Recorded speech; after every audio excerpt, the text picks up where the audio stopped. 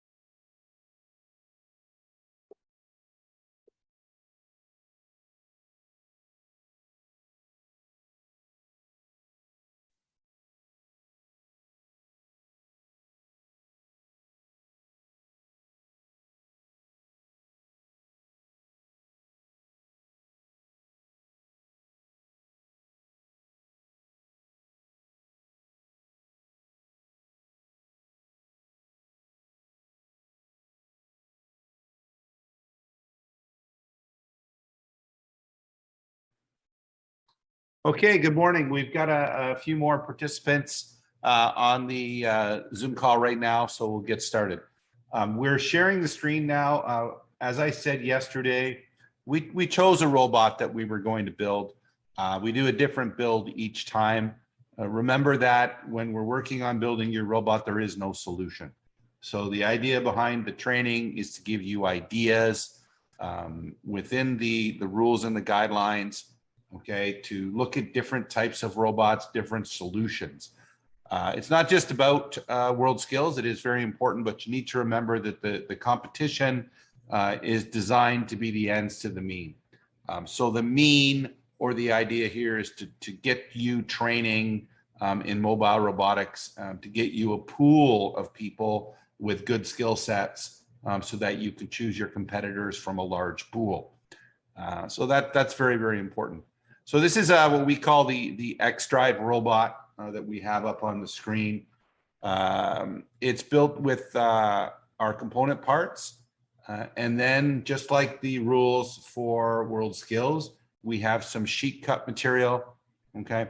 And we have some 3D printed parts, right? We're not using any 3D printed parts here as part of the actual robot mechanisms.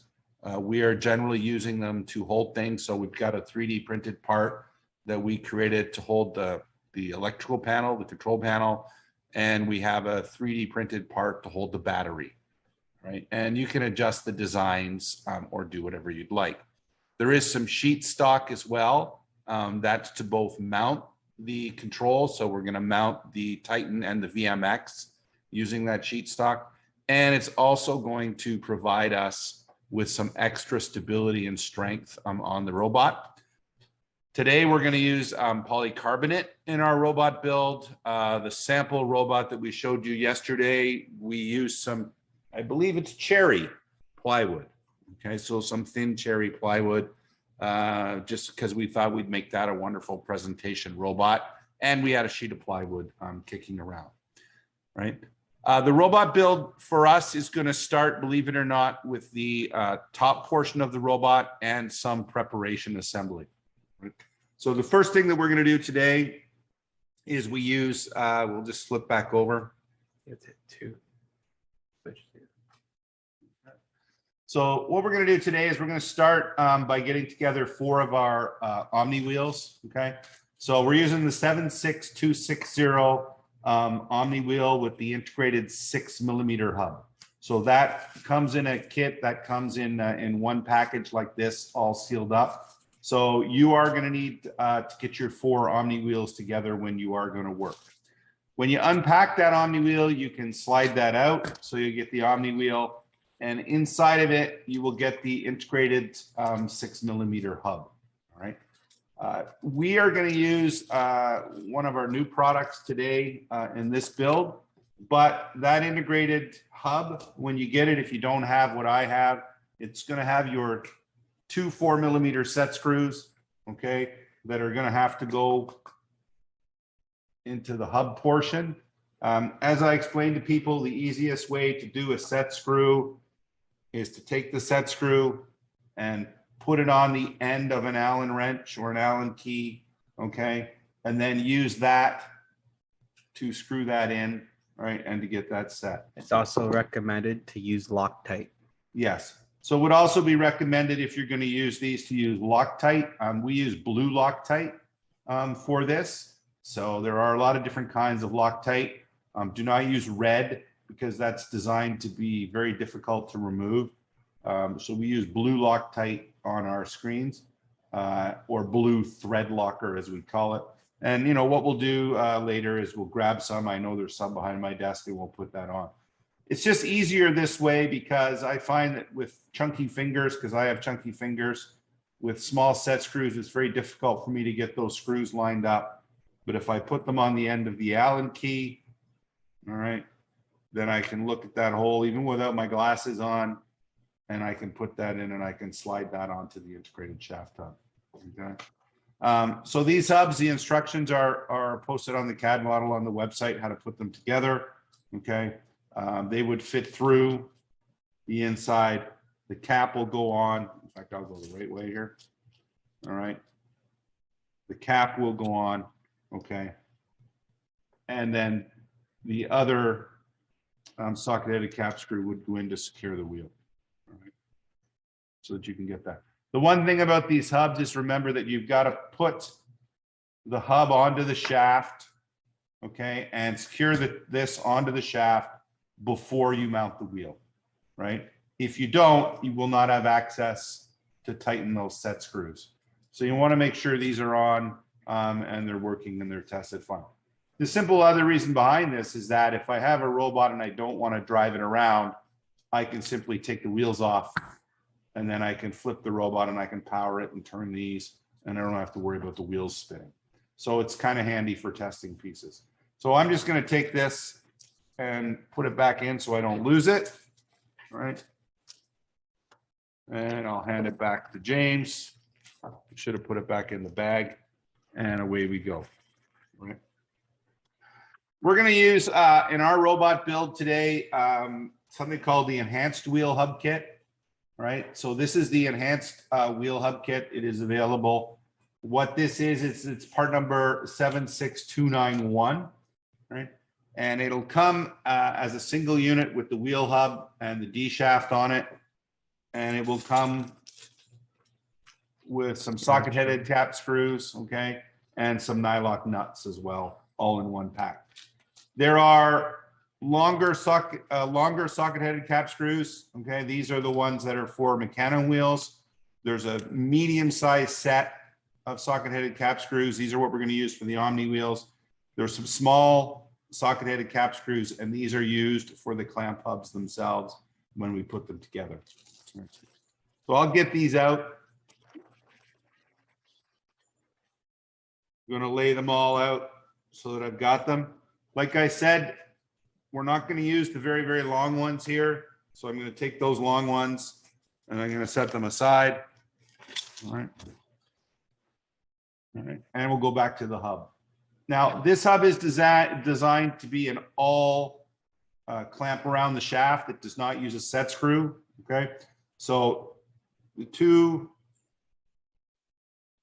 I believe these are 5mm socket headed cap screws. Okay. They're M4. They're M4s? Here. Okay. So 3mm. So the M4, good thing I got an assistant. It's like being a surgeon here. All right. Use a 3mm Allen key. So what you can do is you can put those in. All right. And they clamp so that you can clamp in and all around. So it requires 2 per hub kit. Okay. So it requires 2 per. I won't tighten them down the whole way. And then, of course, because you're like Derek and you lose stuff all the time, you get an extra one. So I'm going to take my extra one and I'm going to put that back in my bag. So that'll allow you to get that hub kit ready to go. All right. The hub kit then gets inserted into the wheel. Now, remember that your wheel has a large pocket, we're going to call it, or a large hole, and a short pocket. All right. So you can see where the blue is here, that you get about 5mm worth of blue before you hit the black insert here. And on this side, you get about 10mm worth of blue. So it's a deeper hole in the Omni wheel. So I'll take this enhanced hub kit. I'll look for the side with the less blue area, and I'm going to put that enhanced hub kit into the wheel. You then see that what will happen is as you turn this around, you can line this up with holes, okay? They go directly through the wheel. I'm going to take that socket-headed cap screw and I'm going to push that through. No. Yeah.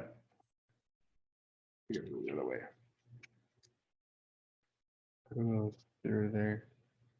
Some tight tolerance, so you have to screw it in. This is the nut side. All right, there we go. See that? So the screw will go in the opposite side, okay? It will be a tight tolerance, so it has to go through. So in this case, I might have to screw it through. And the short side where you put the wheel through is going to be the nut side. So we'll get these through.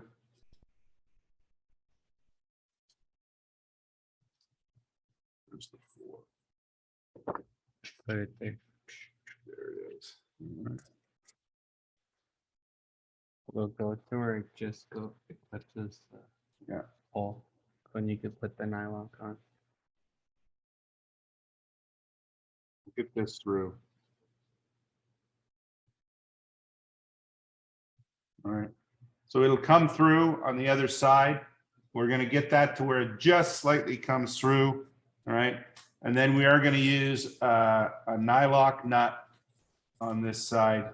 And I'll continue that through by holding the nylock nut on and putting that in.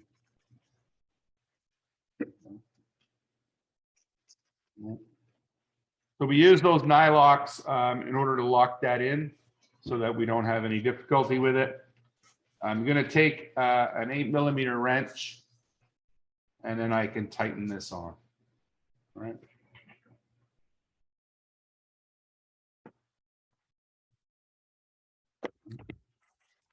Now, the reason that we use the through screw, so like I said, we come through on the side that's got the deep cut in it, okay, through and out to the enhanced hub.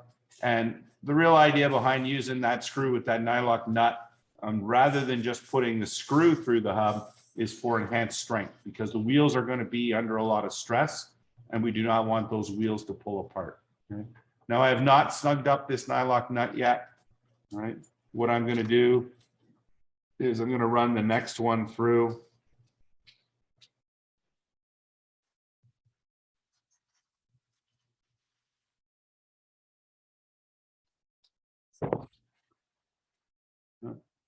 And we'll mount that enhanced wheel hub on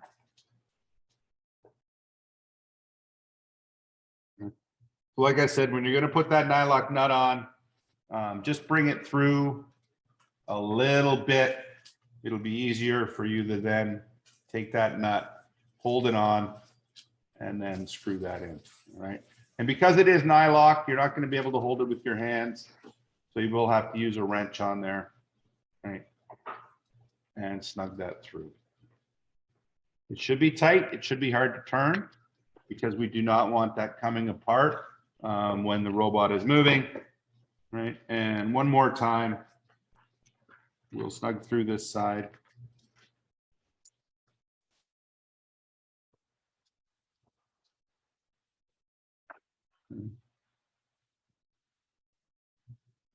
And put that together. All right. So what you guys can do for your build for us is, you may not have the enhanced hubs if you didn't get them because they're not part of a standard kit. We just use these for extra strength. All right. Is you can get 4 wheels ready for me. I'll continue to make these wheels. So you can use, if you have the standard hubs, your standard hubs. Okay. And we're going to get our wheels ready to go.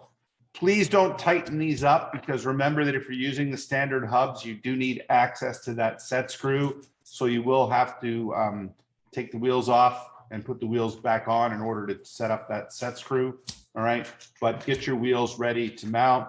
So we are going to need those 4 Omni wheels. Right. So I will continue on and get my 4 Omni wheels ready with the enhanced hub.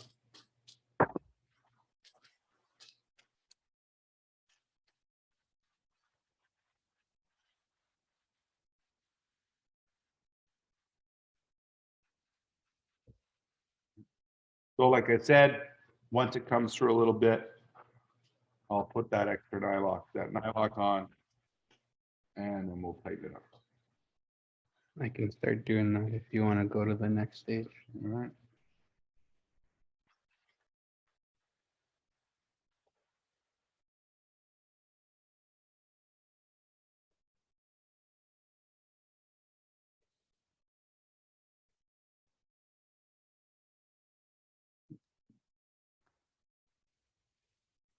So I have an assistant, which is great, who's actually telling me what to do. That's the way it works around here. Young guy tells the old guy what to do. That's normal for the course.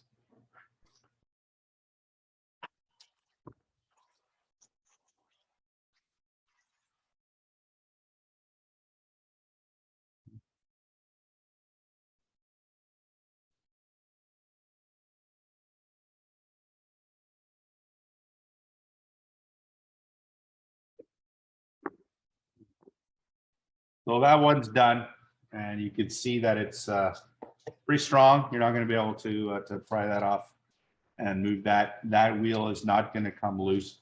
That hub also, so that you can see it, uses an all-round clamp here, okay? So that we're applying full pressure all the way around the D shaft, right?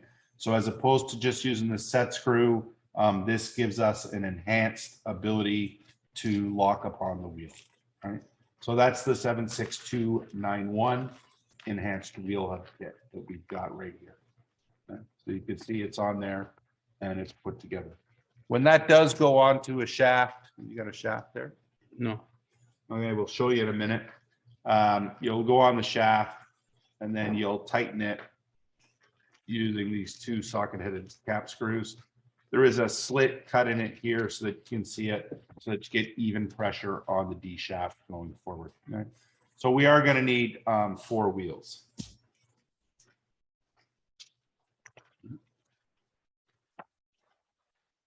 Careful not to lose all the extra screws. And I'll clean up my space so that I don't have a lot of crap that's going on here. All right. The next thing that we're going to get are, we are going to need our 135 millimeter, 35 degree. 135 degree irregular brackets. All right.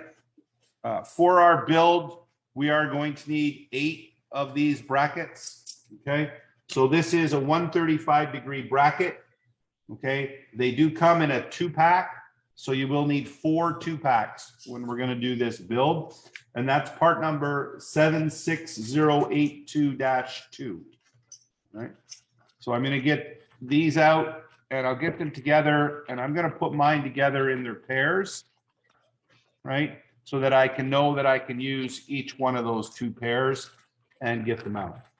You're also going to need 4 of the motor mount clamp kits, the all-round motor mount clamp kits. Okay. This is a 76141 motor mount clamp kit. All right.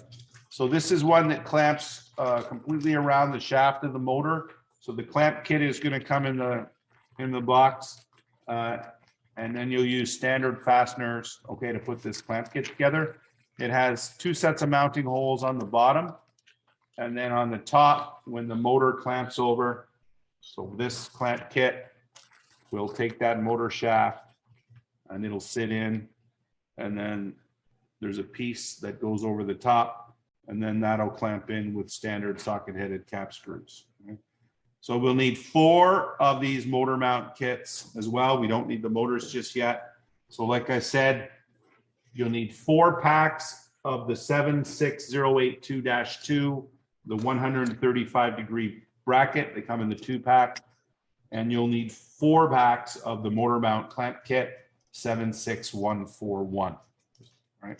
This is going to take the top off that motor mount clamp kit. All right. And what we're going to do is we're going to start to build the assembly, and we're going to build 4 of these assemblies is what we will do. Okay. So I'm going to take 2 of those 135 degree brackets, and I'm going to put them side by side, because eventually for the base of our robot, right, we're going to take all those 135 degree brackets. And I think I'm playing dominoes. It's like doing a little puzzle. And we're going to build those to form a portion of that robot. Right? I'll take the pairs and I'll pair them up. Right? We're going to build what we call sub-assemblies. I build all my robots in sub-assemblies. So I'll take 2 of these and I'm going to line them up. All right. So that you can see how that's going to work. And then I have the motor bracket. And with that motor bracket, it's actually going to get centered, okay, onto here. And I'm going to flip it over. And you'll see that we use the outside. I can't really see my CAD diagram here. We're going to use the outside holes on the bottom of the mount, okay, to line that up to make sure it's centered on the whole bracket.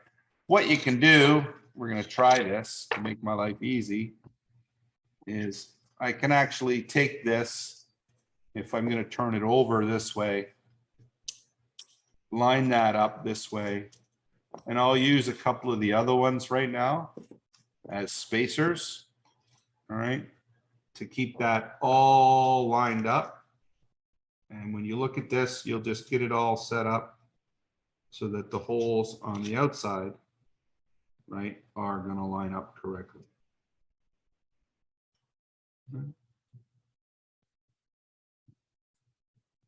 So the holes themselves 3 by 8. are going to use, we use these angles here, right? Okay, so they are going to line up on one of the slotted lines on your system here. So they will line up on one of these slotted lines here when you put them together. And you're going to use an M3 by 8. There they are. So an M3 by 8 socket head and cap screw, and you'll begin to put that sub-assembly together.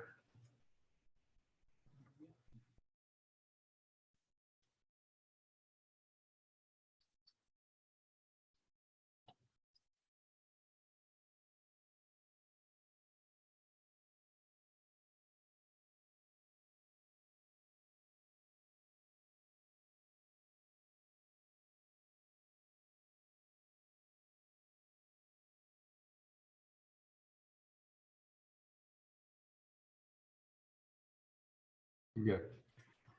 All right, because we're using the slot on here, okay, you don't want to do the first one and tighten it up, okay? So what you want to do is you want to put these M3 by 8s in lightly, all right? And then you are going to have to make sure that everything lines up correctly, okay? And that everything is square before you tighten these in, all right? So how you do that, you can create yourself a flat jig if you want. You can put a bar there.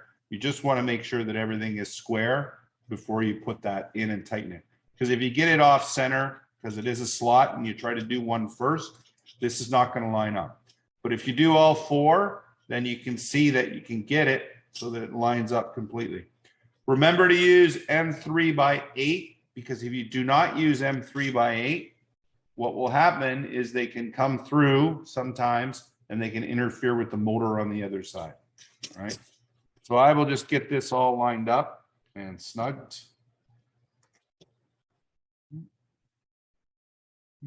And once we do the whole assembly, there may have to be some adjustment later on, right? To make sure that everything is all square. And if anybody was on any of our previous videos, remember that whenever we're tightening assemblies or pieces, what we want to do is we want to tighten corner to corner, corner to corner. Right? So we don't want to tighten these 2 sides because we can twist the whole assembly. So what we want to do is we want to tighten corner to corner, corner to corner. Right? And if you find it difficult, you know, get something with a little bit of weight on it, maybe to help you line that up and hold it, okay, to make sure that everything is square. And I'm going to go corner, corner, and corner.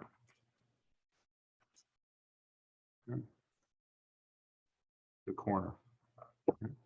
Once you get the whole sub-assemblies or all the sub-assemblies together to put this, then you may have to do some adjusting. So what we want with this is we want to create 4 of these assemblies, right? So we use the 135s and we use the all-around motor mount. Now, if you don't have all this stuff and you're not building the robot this way, you will need a base for a 4-wheel robot. Our coding tomorrow will do the X drive, so we're going to code it that way. So think about this when you're done and you're going to start building, that you just need to get that X drive robot. Right? I didn't cover any X drive theory. We'll talk about it a little bit tomorrow. When we do the programming on the different ways that an Omni wheel robot can hook together and how you would power it, right? But you'll see when this is assembled that that's the whole type of thing. What we'll probably do when we post the video is I'll post a little bit of X drive theory. Today's was to get you some building and not allow you too much theory and boring stuff. Let's get some hands-on. So what I need you to do is we're going to put together 4 of these assemblies, okay?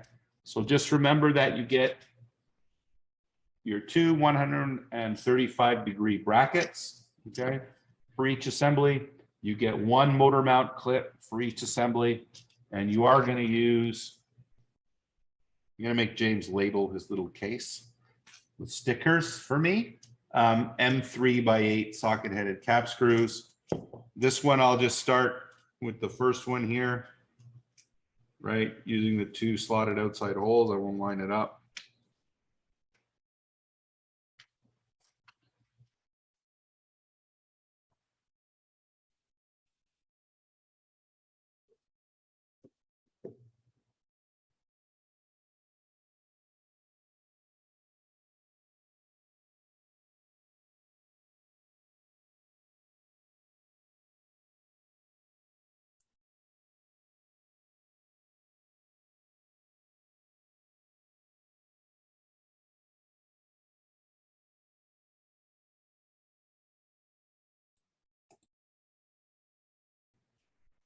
Muted.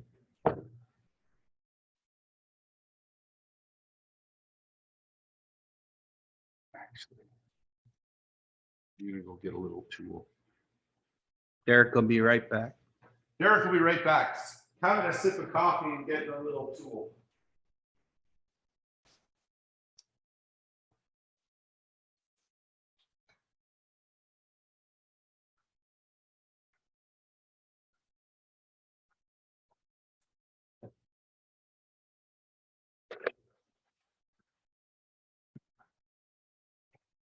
All right.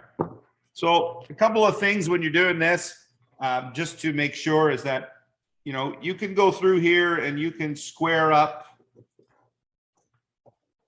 the brackets, okay? Or you can, right, the 135-degree brackets. But you also must assure in this X drive, in this holonomic drive, that the motor mount is square as well. That's very, very important. Because of the way the drive system is, if your motors are off and they're not square to one another when you line everything up, you're not going to get the correct response in the drive from your robot, right? So you want to make sure that everything is square, okay? So if you want to get yourself a little square and line everything up and put that on, you can do that as a tool, okay? You could use a gauge block, right? You could use a small ruler edge line, but you want to make sure that this is square and that the motor mount is also square to the assembly. So this is probably what I would do if I was going to build this drive for the competition.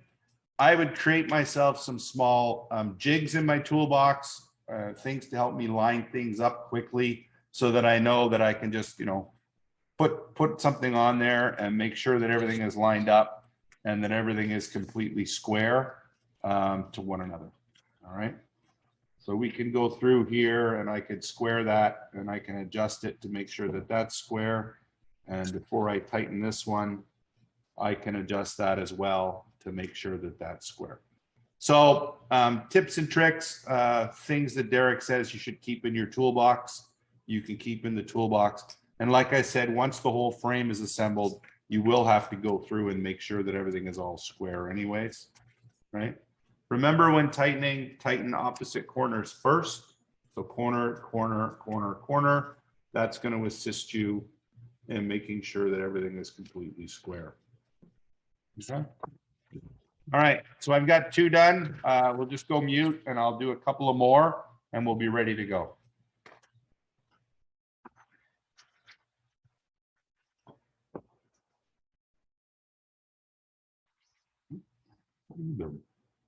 I'm doing the free. If someone asks for the video be available, yes, we will post to YouTube later. Yeah. Yeah, if we'll post this video that we're recording to our YouTube channel later for those that want to review.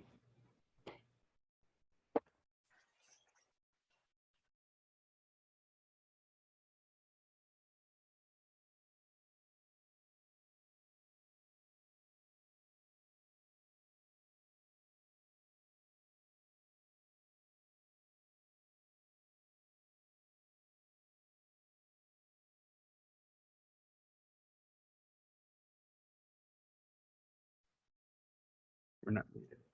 I'm going to find myself my old Mecanum set from when I was a kid. Okay. So I was a poor kid.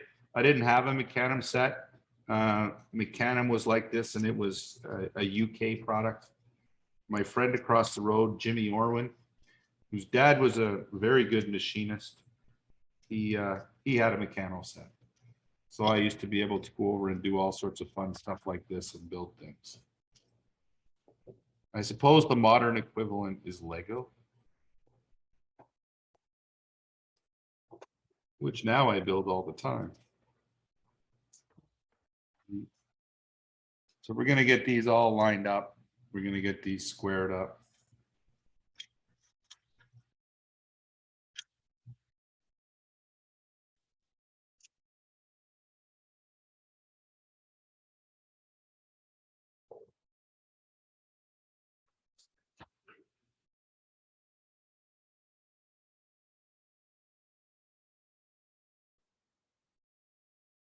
Now, remember, for online skills, you're building this robot in advance, so you have lots of time to build it and check it. Remember that when you get to the skills event now, you are building on site, and you're building on site on competition day one. So it's important that you think about sub-assemblies like this so that somebody can be working on sub-assemblies, and somebody else like James is now, he can be working on, James is over here working on the wheels for me, right? So that we can do that. And later on, as we get building and we do wiring, he's going to work on some wiring and I'll work on something else. And it's important to have a method, which is why your CAD drawing is important. It's why you document everything. And that's the type of thing that we would like to see quickly and briefly in a technical description, okay? Why I built the robot this way, why I use these sub-assemblies. Because remember, you're a robotics technician, so for repair, if I could have a spare sub-assembly like this with a motor already in it, sometimes it's easier for me to replace the sub-assembly than it is for me to replace and take everything apart, okay, and replace one thing. So I've got that one built, and I'll go and do one more.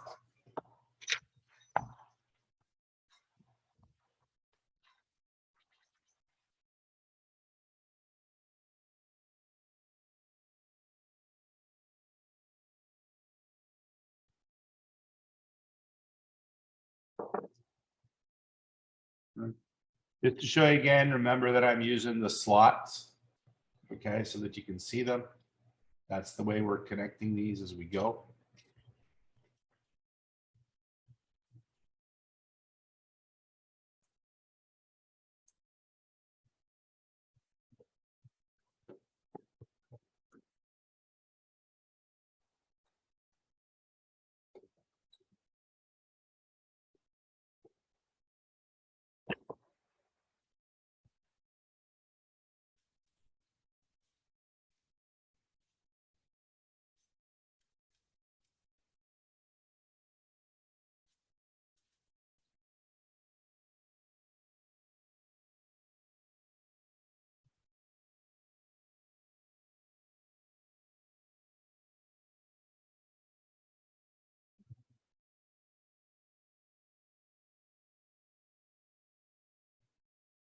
We should get some background music, robot build background music.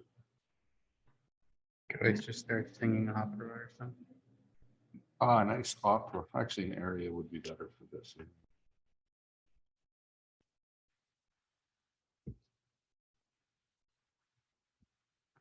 All right. So I've got my four sub-assemblies built. Don't lose the caps for your motors. I'm going to take mine and set them up here aside for this build so that I've got everything organized and everything ready to go. Okay. There. All right. So our four sub-assemblies are built that are going to form that frame. Later on, you'll see what will happen is these will be put together, right? And these will form that X drive robot, and these will begin to form the strength of the base of this design, right? And it's a fairly compact design. When we get the wheels on it, it will mount perfectly within that 600 by 600 millimeter design framework, and it'll be a very, very stable design, right? Depending upon what we're going to have to travel over. All right.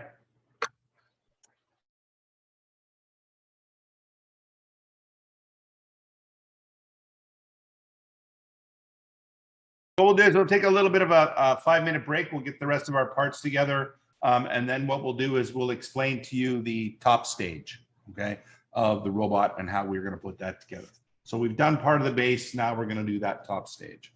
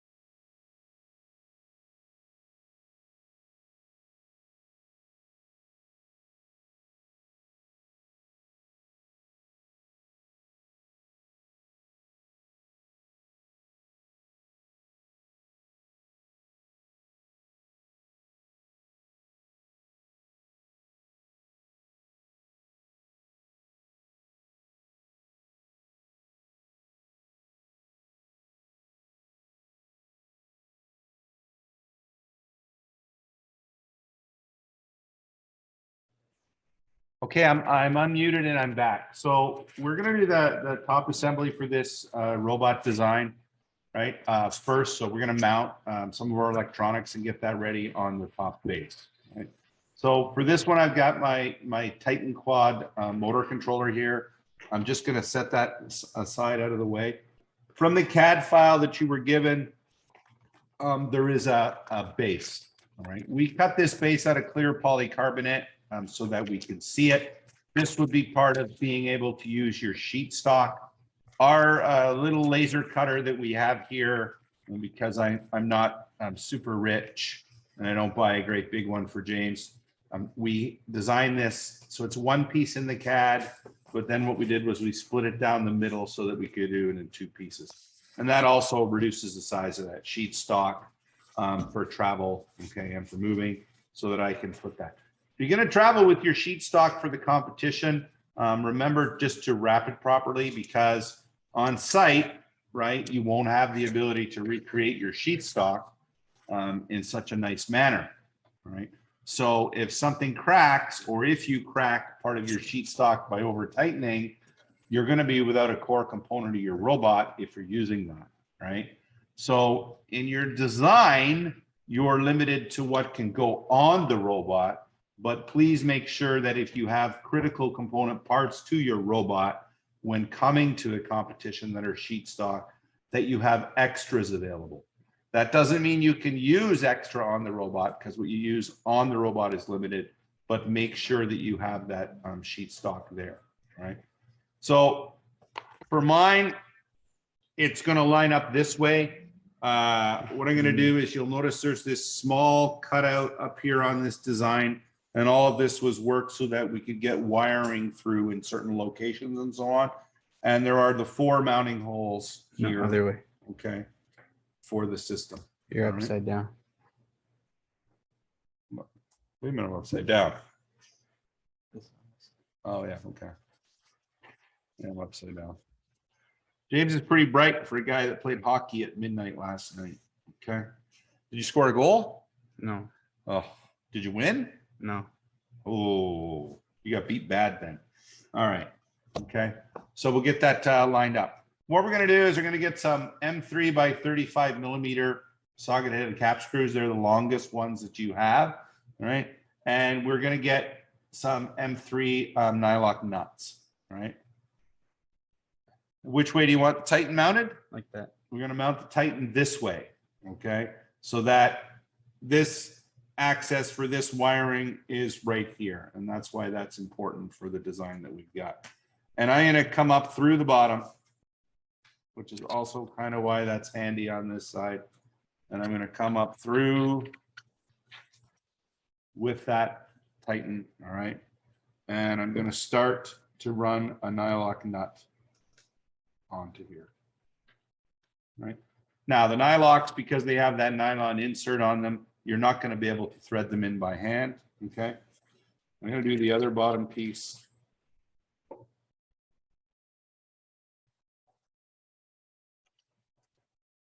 And I'm going to start that one. And then what I'm going to do is I'm going to use a nut runner over top of it. Yeah. Oops. And I'm going to begin to put that on. Right. Now, remember that in your collection, right, you do get tools. You get some wrenches and you get some Allen keys. But if you watched our videos from last year, we had a whole recommended list of tools and extra tools that we thought you might want to have. So in my case, I'm just using a little nut 5.5 millimeter nut runner on here. Okay, to get that on and get it up to snug.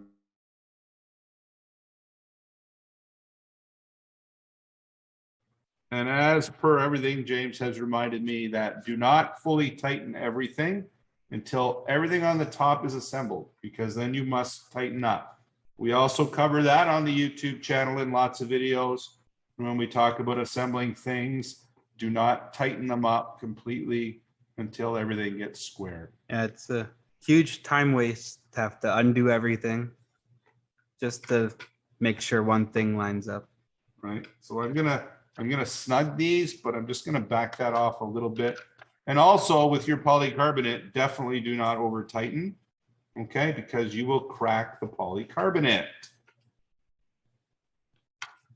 All right, so we'll get that one done, and then you'll see how this whole frame is going to come together when I magically put the other top part on. And I try to hold it with my bad fingers. Right, I'm actually going to put both through. If I put both through to give myself a little stability, I'm going to hold that with my hands and my chest. Whoop. And then I'm going to get that nylock started, and I'll get my other nylock started.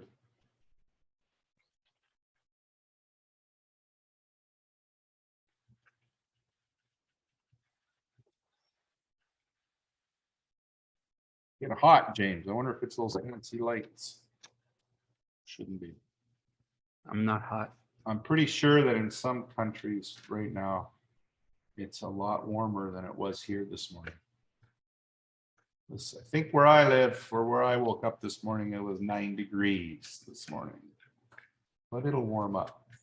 Right now it's 18 and Yeah. apparently raining. Yeah.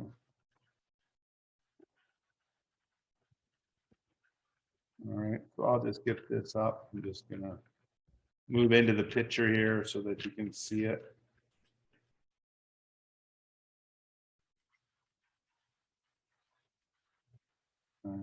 And this side. Yeah, it's a bit awkward when you get going, but once you get everything assembled, it begins to work out well. And just remember, don't quite tighten everything up, especially here, because I got this in 2 pieces. So we're going to have to make sure that everything's lined up and ready to go. Right. So that is my robot base. Okay, the next thing that we're going to put on here, what would you like to put on next, sir? We'll do one of these and then the yellow one. Okay. All right. So we'll screw from the bottom. Up. So what we're going to do now is in order for the main stability here, we're going to use the 140 millimeter U channel, right? That 140 millimeter U channel is 76016-2. The -2 simply indicates that there's 2 in a back. So a lot of times when we're doing these builds, we will refer to this as the 76016. So we'll tell you to get 2 76016s. Just remember when we talk about that, that means a single part. But when you get your part numbers, they have a -2, which indicates there's 2 of them. So some people get a little bit confused on that as they go through, but that's just the way that we're going to work. So with these U channels, they go on the outside like such. Okay, so there's going to be 4 of them. All right. And the U portion faces to the outside. So that U portion, okay, faces to the outside. Bottom. Right? On the top. Yeah. And what we're going to do is this is going to form the top of the base and this is going to form the bottom, so that when we do the whole assembly, these are actually going to sit like this underneath. All right. So that is what they're going to do. Somebody just walked in. They're bringing me an extra coffee, and I'm not quite sure about the shirt they're wearing. So there you go. So those 144 millimeters are going to come and go like such. And then what we're going to do is, what screws we're going to use, M3x8 or M3x10? M3x10. So we're going to go to M3x10 this time, and we're going to bring them in, and I'm going to try to look at that CAD model to see which one we're going to, the plastic part. We're going to come No. up. No. You want to do this one on at the same time. I was going to do one of these ones first. This is your nut. Okay. All right. So what we're going to do with ours is we're going to use this piece on this side first. Okay. What we've done with this is we're actually going to thread through into this plastic. I believe you tapped this a little bit, did you? Yeah. So he's tapped this a little bit. So you'll see where all these holes are going to line up. I'm going to come through on my build at the bottom here. So opposite the 12 volt in connectors here. Okay, opposite the power connectors. And I'll just make sure I can line those up properly. And I'll come up through from the bottom.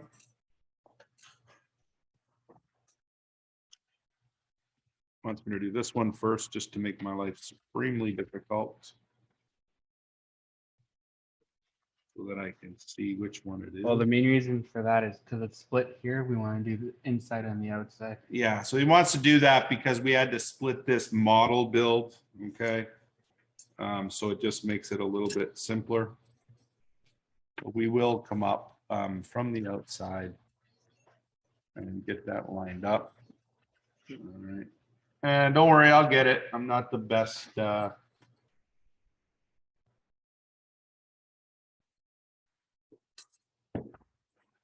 at screwing everything together. Did I get the wrong hole there?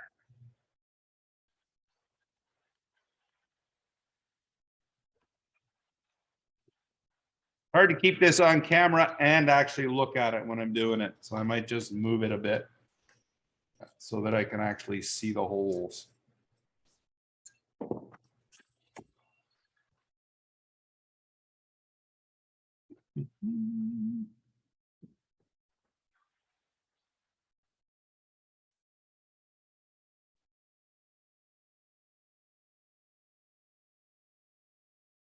That's the right one. No, you're going to this hole. Oh, that's right.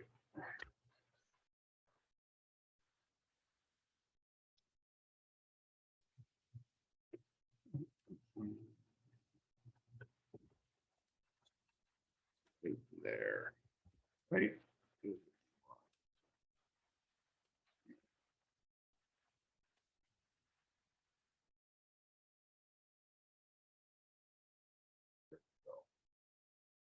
Sticks out a little bit, eh? Yeah.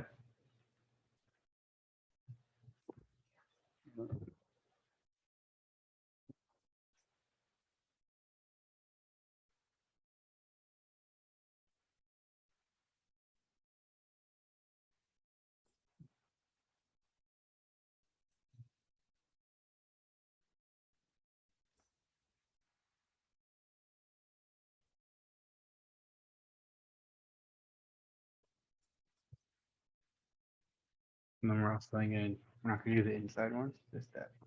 Yeah, just before that.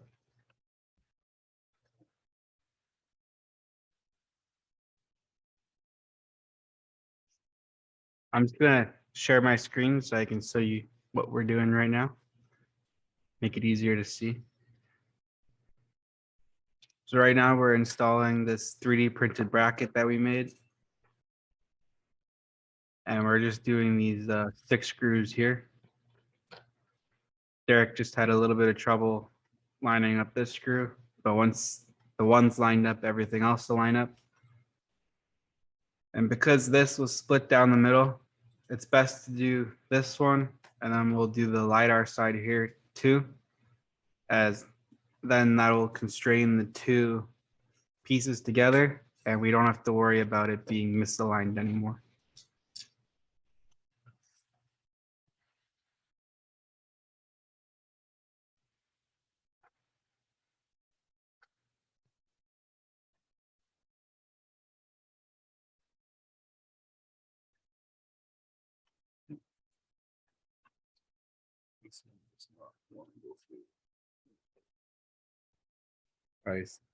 I just made the hole and didn't really tap it that much. Yeah.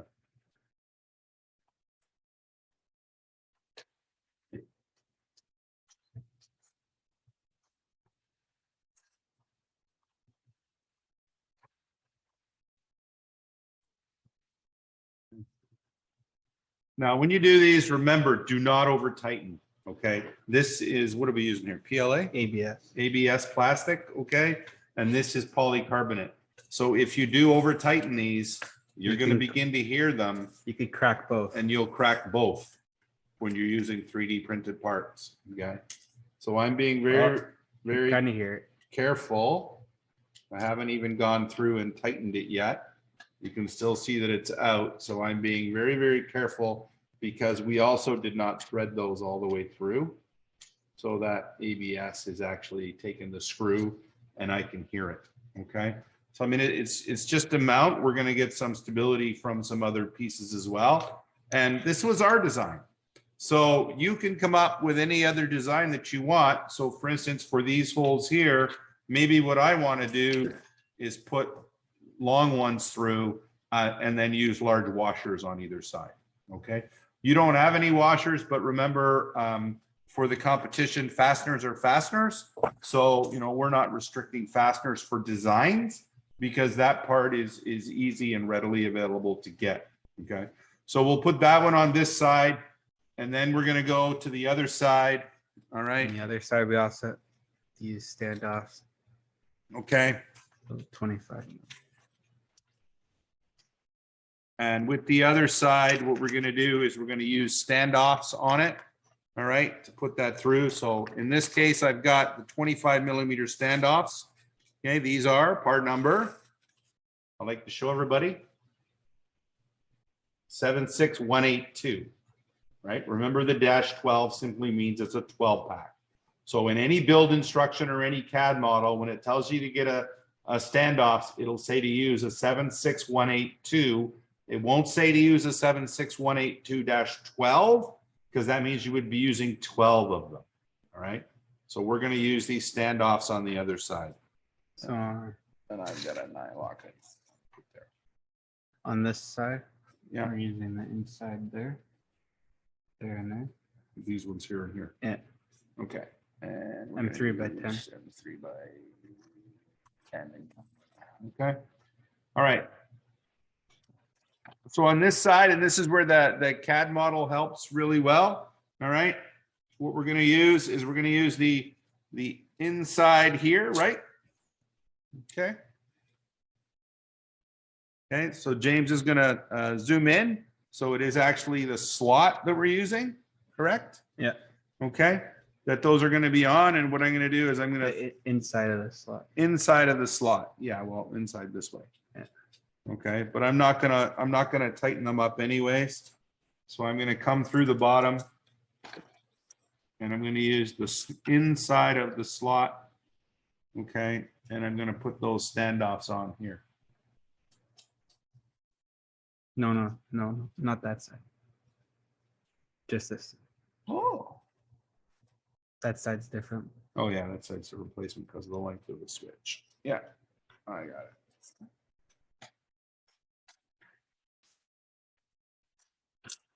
My fingers.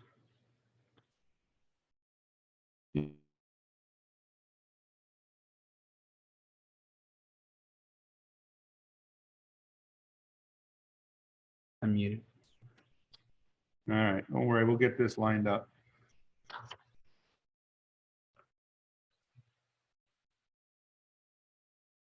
In case you haven't noticed, just to see how long this takes, Derek has not actually built this robot design before. Okay. So we get this side, we're using the inside of the outside. the two standoffs here, and on this side, we're using the inside of the outside right there. Yeah. Okay.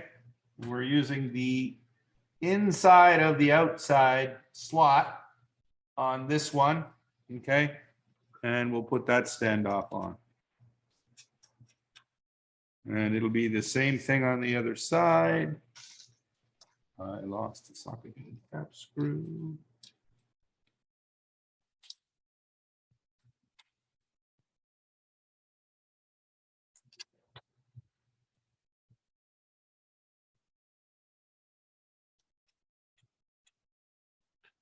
All right.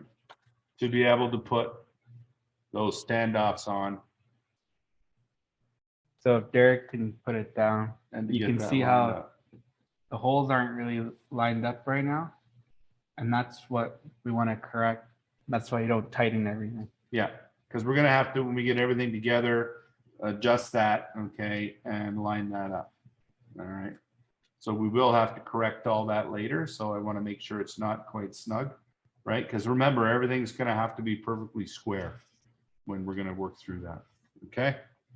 So we're going to start to do that base. So we can install this side one. Those are easy. Yeah. All right. And this Okay. one's just 2 screws. Yeah. Okay. So with this one here, we're going to do the side now where M0 and M1 are. Okay. So that once again is that 144 channel. We're going to put that 144 channel in. I'm going to get myself some M10s again. And this is going to be 2 screws.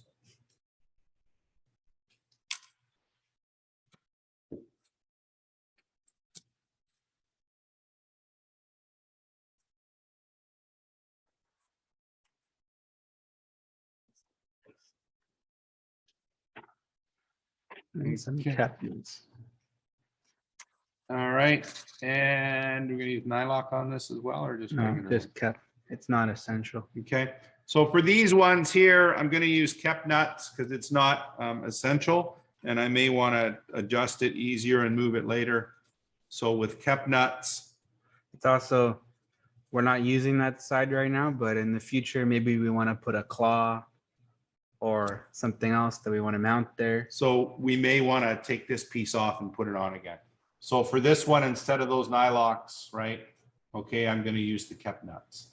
So remember that we talked about this in our previous videos, when to use a kept nut and when to use a nylock nut. Gonna build a website for that one day.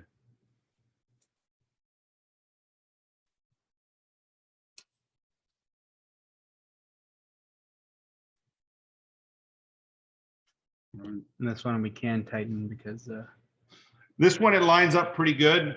So we can tighten these up. All right.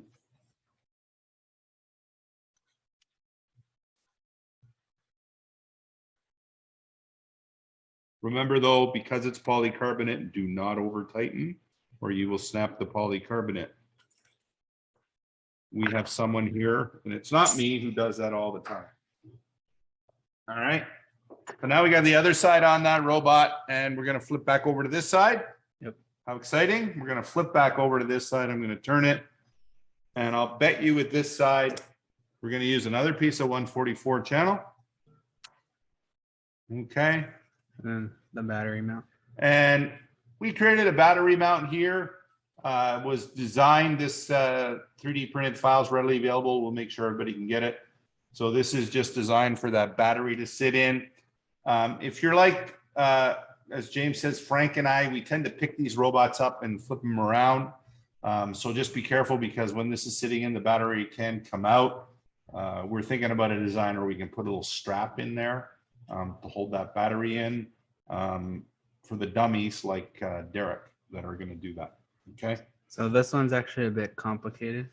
Everything Okay. you do is There's complicated. 3 holes here, which just allows you to slide it along the plane. Yeah. So we're using the inside of the top slot and the top of the other Right. slot. Okay.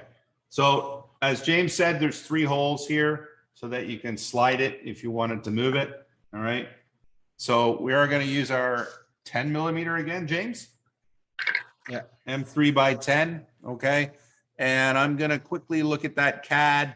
And for me, I think the easiest thing for me to do would be to line that up. It's, go get your CAD again. It's so hard when you So the zoom middle in. slot? This slot here, right? No, No. you're in just a hole, not a slot. Oh, there we go. Right there, right? Yeah. So we're going to go through that middle slot. All right. And then that is going to line up with that middle No, hole it doesn't. All right. That. You're actually going to screw into that hole. into this hole here, right? Yeah. So we're going to take that and do it on that outside hole right here into that middle slot right And it there. should be. Okay. And when you do it, it's going to be to the inside of that middle slot. Okay. And to the outside hole. So I'm going to take this up where I can actually see it. A bit complicated, you're right.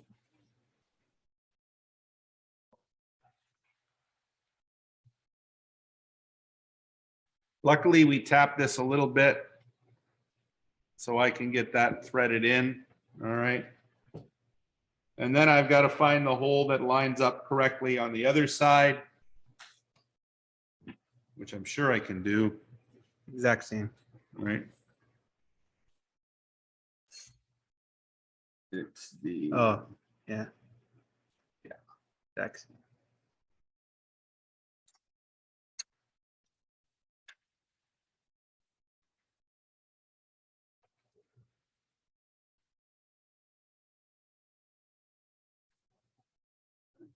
not.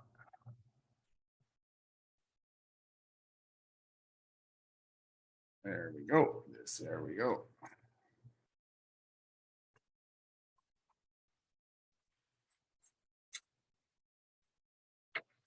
I got camera lights in my eyes and I can't see a thing.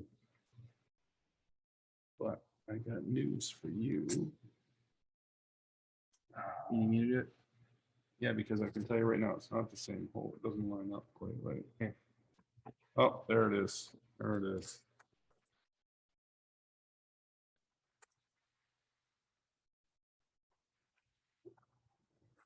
That's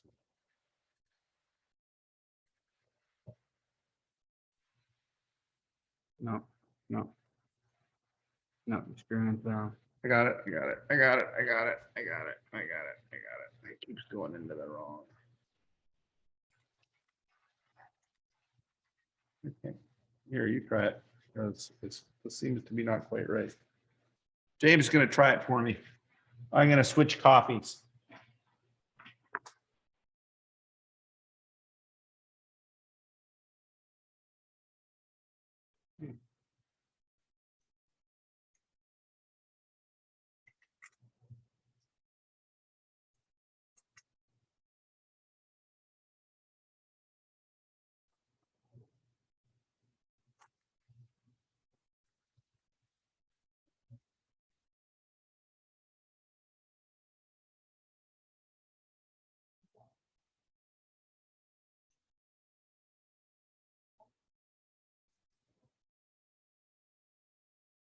Here you go, Derek.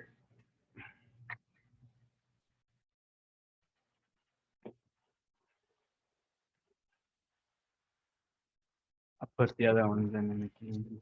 Sorry, my neighbor's house burned down last night. So my wife's just texting me that information. Big news.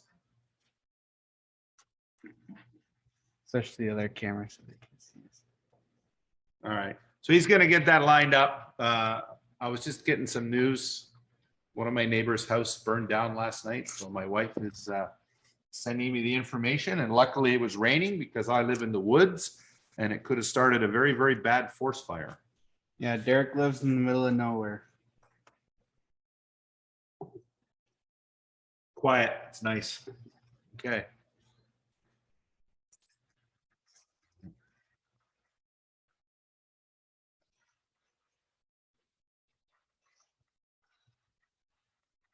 And you're trying to screw into the wrong hole. It's very hard to see. Next time we're going to put little colors on there so that you can actually see that yellow. All right. So what we got now is we have our top piece here already done. It gives us a little bit of stability. Oh, we have to do the these. Okay. So that we've got that. And the next thing that we're going to have to do is we're going to mount the VMX on top of this. Okay, there's a small piece for that. So there are 4 holes on this design on the outside. Use them 3x10 again. You want me to do for these standoffs? So I'm going to take 4 48mm standoffs. So these are the 48mm standoffs here. Okay, the 76181-12. All right. And we'll take those 4 standoffs and I'll pull them out and get them ready. Look, built-in storage case for me. All right. Those are going to run up through these holes. And I'll put these standoffs in right now. And these ones you could also fully tighten because they're not structural. Right. Okay.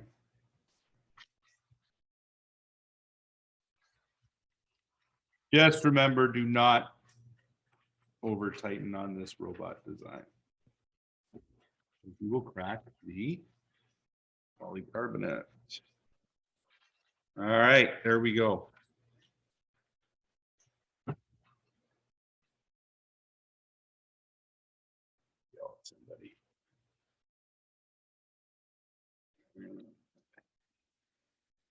I'll get that one in a minute. So, And you put it in your I storage. put it area. in my storage area. Hey, it's a bit of humor. Okay. So that we can see everything. Away we go. Oh, James stole it on me. That's what I'm looking for.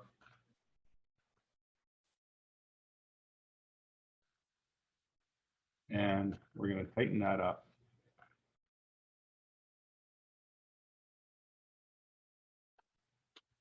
Snug these ones.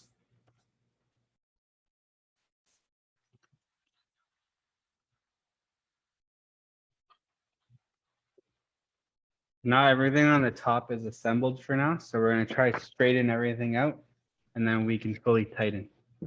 Right. So we got to get everything. I'm going to get my little angle here. I'm going to make sure that everything's lined up and fully square. Okay. On it. No, this won't be flush. Okay. I know. But Line up the holes. I want it to be square and lined up with the holes. And I'm going to use this as a guide so that it doesn't bracket out. I'm going to line up with the holes, okay, to make sure that that's all squared up. And you also want these on the inside. Yep. And I want to make sure that the standoffs here are on the insides of these slots. And you can tell that because when you look at it, you'll see that everything will be completely lined up, okay? So we got to make sure that everything is all lined up and good to go. Make sure these are forced to the inside. All right. Inside, inside.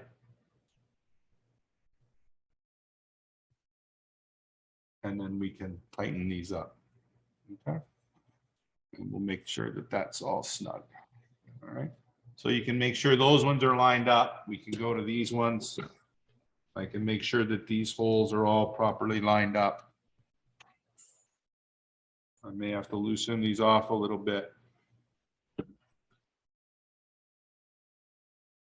All right.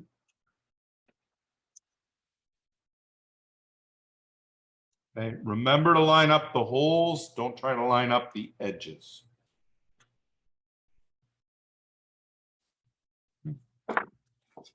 And I'm happy with that. Okay. So that we've got the top part of this robot done. So there's now, we've got another little, we can call this the top sub-assembly, which is nice and easy for us to work with. All right. Okay. What do we want to do next? Tighten the tighten. Tighten the tighten. Or we left it loose. Oh, sort of. Tighten the tighten.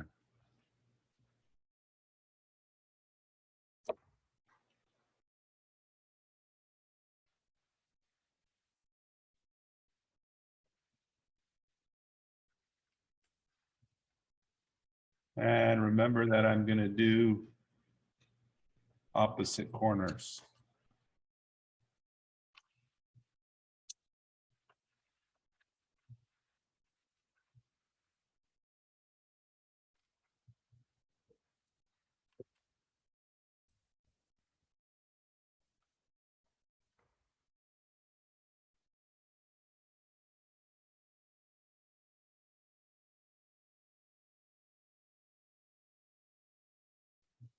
All right. Now our top assembly is done for now. And we're going to go back to the other assemblies we done, install the motors. And then it's simply just attaching these frames with the motor on to here. Yep. Okay. So we're gonna put the motors on these frames. So we'll do 4 of them. So I'll set this aside. Okay. I'll go back. With the motors, we are gonna line these motors up. They're gonna sit inside. We're gonna line the motor shafts up to the top, I believe. Correct, James? Yeah, unless you want to ride high, then you drop it to the bottom. Okay. So it all depends how you wanna ride when you're gonna work through it. I can't see your CAD model. Let's I'm see at the the way that top. you did it. You're at the top like this. Yeah, so you get this screw basically in line with that. Okay. So we're going to take this screw and we're going to get that screw in line. Okay. With the center meeting portion here is what we're going to do. All right. So we use these motor mounts for this. These motor mounts are also handy, and the way they're designed this way is so that if we're using some form of gear mechanism with the DC motor, that we can adjust the motor to allow the gears to mesh and so on. In our case, we just want to make sure they're all lined up the same. And then depending upon the way they're going to mount, we're going to center that main part of the gearbox, okay, into the center of the frame of the motor mount. And you also want this flush. Yeah. Okay. You want yours flush on your design? Yeah. Okay, so we're going to make that completely flush right here. Okay, with that design. So it's going to be flush. We're going to put the top on M3 by 10. and we're going to use M3 by 10 as well on this one. And don't tighten all the way. Just and start pattern. Yep. So it's the same thing. You're not going to tighten all the way. All right.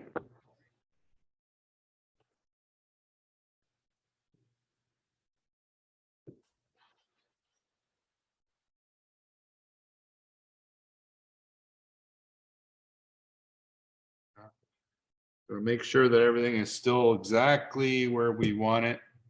Okay. And then we're going to tighten corner to corner for even pressure.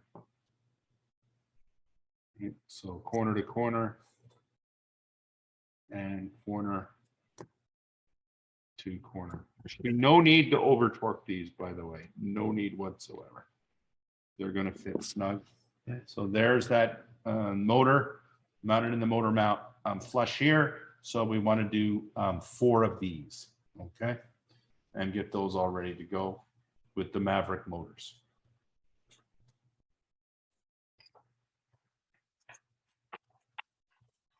Do another one.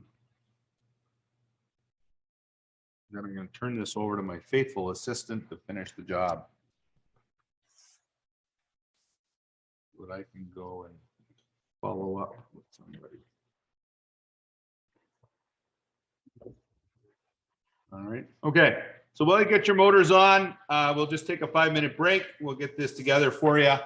So you're just going to do your 4 motor assembly mounts, and then we'll come back on this assembly and we'll start going further to finish it off.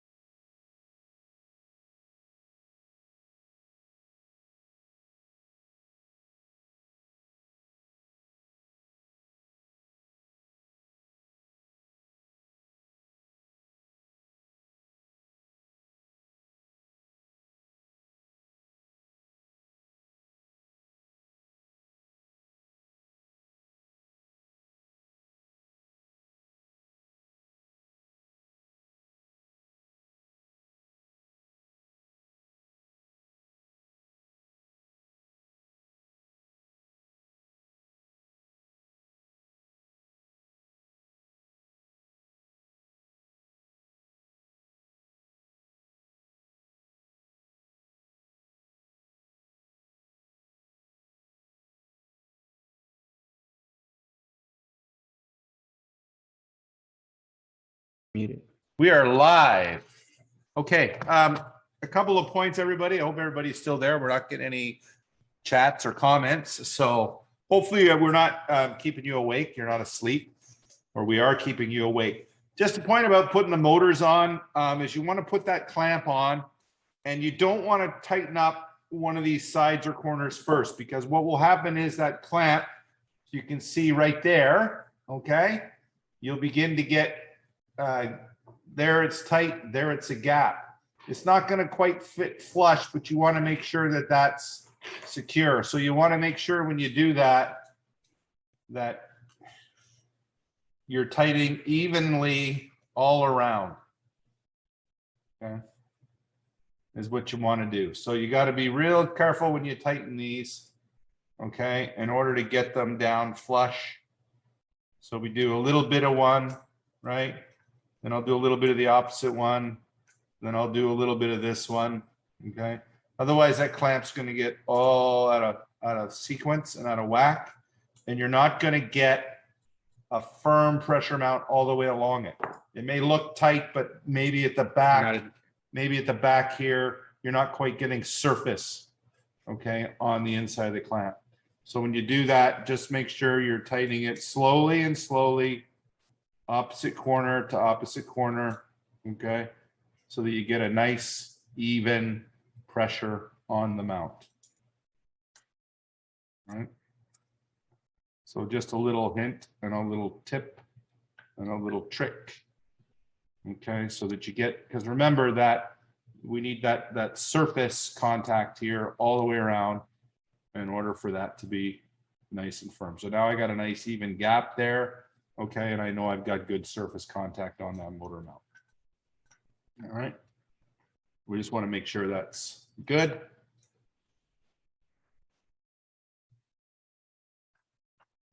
And once again, no need to over tighten. People try to over tighten, okay, that's not going to solve any problems. That's just going to break a screw or damage a socket-headed cap screw. That's all it is. All right. Okay. I'm ready for my next command, O leader. So now comes the point where we show why creating sub-assemblies is easy. Well, it makes it easy to assemble things. By taking one of these, we can then add it to our assembly just like that. And then it simply becomes just screwing it in, and it's in. Okay. So you're going to take that sub-assembly, I'll turn it over, okay? It's going to line up. So this hole and that hole, this hole. Right on here is what it's going to do. So you're going to line up the holes to get that right.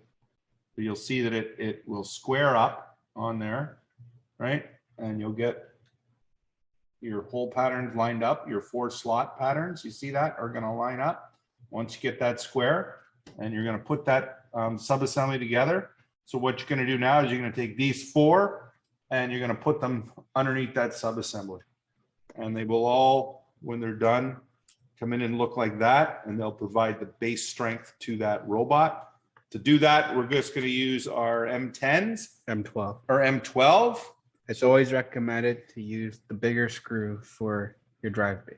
Yeah, okay, so that bigger screw is going to give us more shear strength that way. So we want to use M12s on this. And do we want to use kept nuts, or do we want to use I'm going nylon? to disassemble this later. Yep. So we're going to use kept nuts.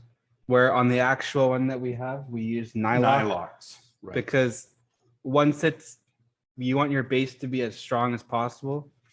With the abuse that the drive base will take, a kept nut will come loose over time, whereas the nylon will stay on. Right. Now, that doesn't mean you should not still check those nuts after each run of your robot, and check the square of the robot after each run or after each test of the robot, because yes, James is correct. They will come loose over time, right? So what we're going to do now is we're going to take those 4 sub-assemblies. We're going to mount them to the base. We're going to use M12s. In our case, because we're going to disassemble this later, we'll use kept nuts. If you're building this robot and you're going to disassemble it because you're just following along, you can use kept nuts as well. to be able to put that together. All right. You can use the CAD as a reference. James had emailed that out to everybody if you wish. Okay. But I'll start the sub-assemblies on here and we'll get ready to go. Okay, we're gonna basically do this where you have 4 screws that are in basically a diamond pattern or a cross. And then this will allow a strong connection between the base plate and the 144 millimeter channel. And by using 4 screws, that evenly distributes the pressure. And there'll be 4 screws on this side and 4 screws on the other side. So in total, there's 8 screws holding this sub-assembly to the top sub-assembly. Yeah. Okay. Now, just to point what I've done on my side to get that done so I don't have to hold it too much, all right, is I put 1 through on the top here to hold it. And then on this side, I put 1 through as well, all right, so that I can use that as a reference and push those in and get going so that we can then. And you do want your socket head cap screw coming from the bottom, and you want your nut to be on the inside of the channel, because that makes it a lot easier for tightening, because you can't exactly get one of these into through all the channel, right? Where like this, you can. Right. So your socket head and cap screws come from the bottom, and then they go through on each section. So I'll start this assembly. You guys can start. We're going to do the 4 of them. All right. I'll start on my easy ones. Remember that you're going to have to square this up. All right. So do not tighten, and we'll get going on that. Yeah. This is also the most crucial part of the drive base, so you do want to take your time. At a competition, however, you don't have a lot of time, so gotta go fast. In other words, you should practice so that you understand how everything is going to go together.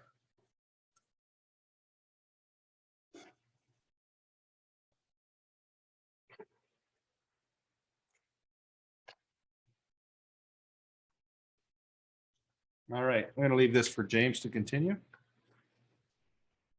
And I'm just going to make a quick note.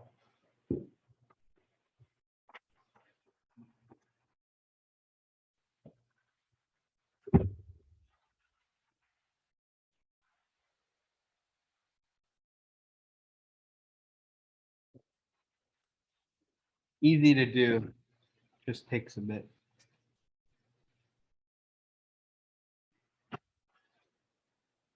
This is also one of the main reasons why we added the slots to the channel when we designed it, was so that there'd be lots of variance for when we needed to do designs like this,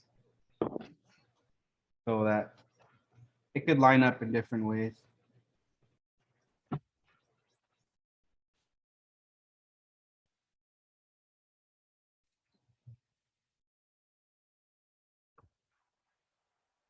I'm just giving it a light finger tight right now, and later we'll go through with a full tighten.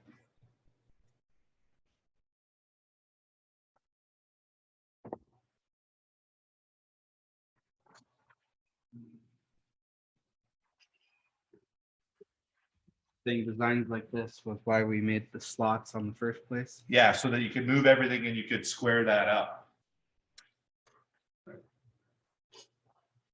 The slots are actually useful. When it was originally designed, Derek used to call it snowflake, okay, because it looks like a snowflake. We thought it would just be Canadian, but no, there is a valid reason for it. It's to make the ability to line up different hole patterns much, much easier.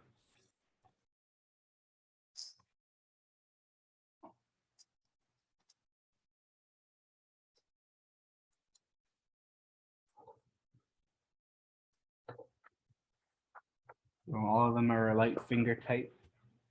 All right, you want me to continue on now? Yeah. I needed supervision from the expert. Another motor assembly, please. once you get the first one, it's going to be a little bit easier for you to be able to put together. So now it becomes interesting because sometimes you can see that you didn't line this one up correctly because this one won't line up. This So you have one to won't loosen line this up. to push it over a little bit Yeah. for this one to line up. So we'll see how good things were going here. Which is why we don't snug everything up, because remember that we're going to have to square up. Remember that, see, I did that the wrong way, right?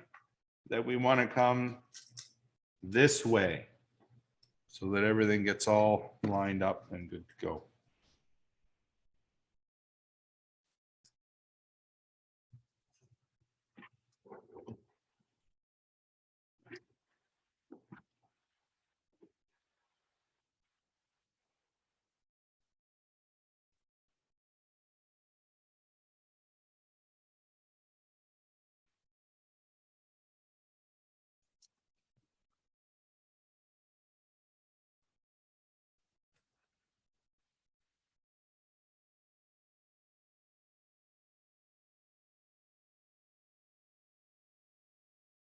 All right.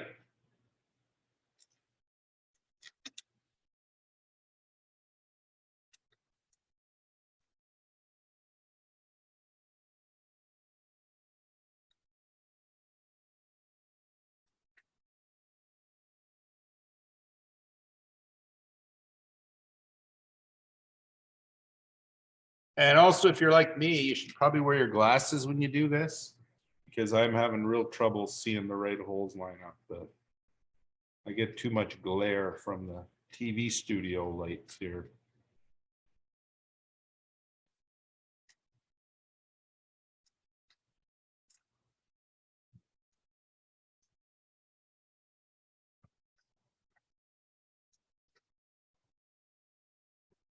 Do those four.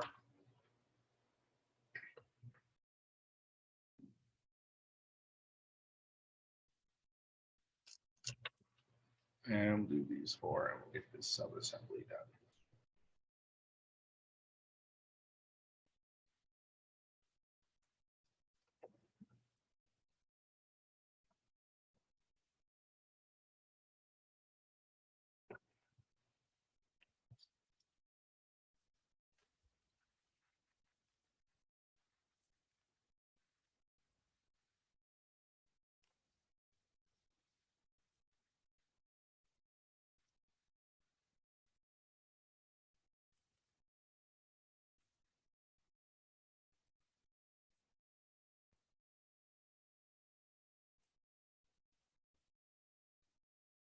All right.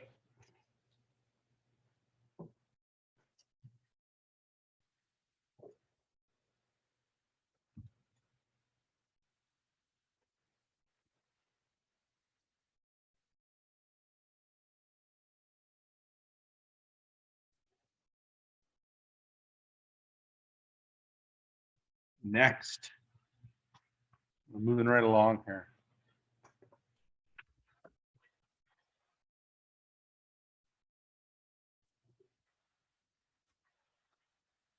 Oh, you got wire stuck in there.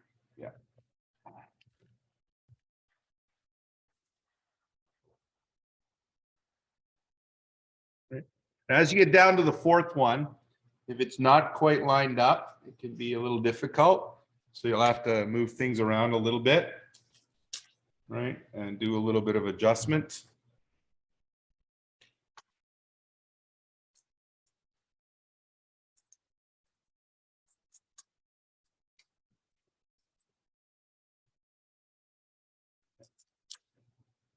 But you'll see that by doing that top portion first, it actually doesn't line up too bad.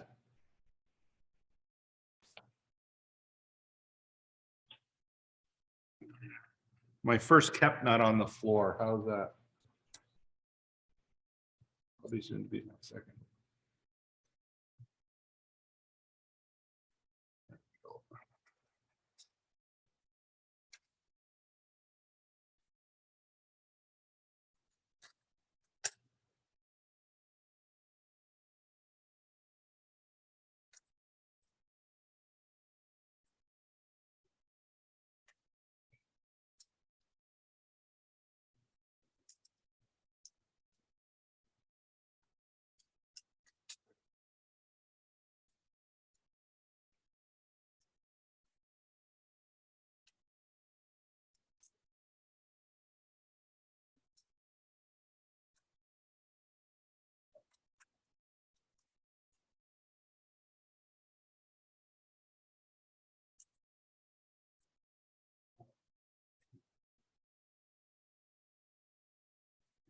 And there we go.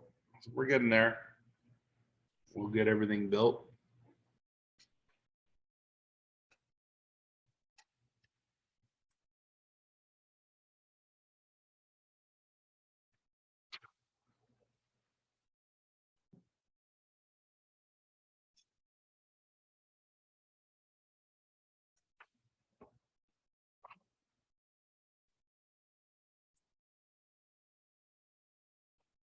Critical, so don't rush like me right now because I want to get on to the next stage. Should be all right.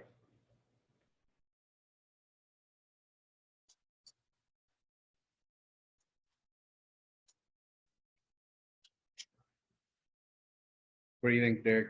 It's an easy robot to assemble. Pretty easy once you get, if you got your sub-assemblies, you're good to go. Make sure you're working in stages and don't over tighten as you're beginning to put everything together, and you should be okay. All right.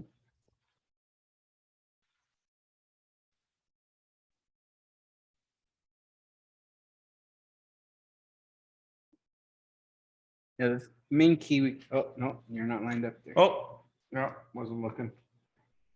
Yeah. They can't see what I did. It's a good thing.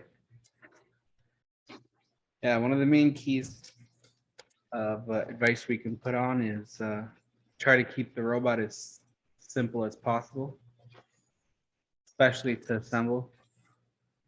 We do have some robots that we built here that were extremely difficult to assemble.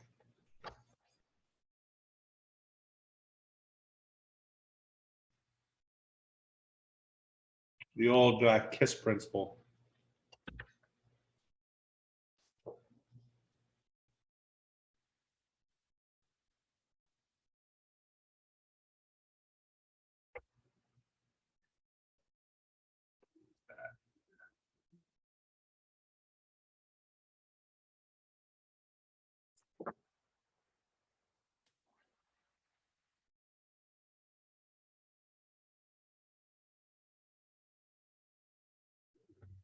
I'm almost done this assembly.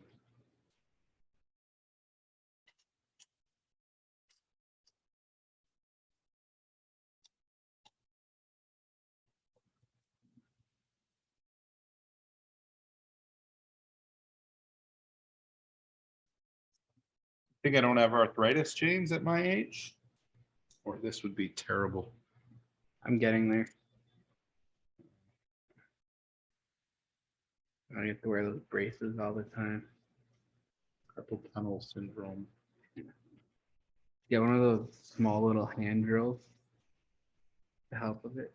Nah. One problem with hand drills is they tend to over tighten. And when they over tighten, they strip screws. And you get them, And then you can't get them the apart. ones that are too weak. So there's a plus and a minus to Maybe I should design one. everything. That's the perfect torque for an M3 screw.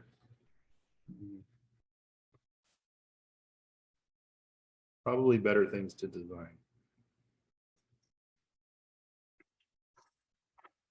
Derek Murphy 101.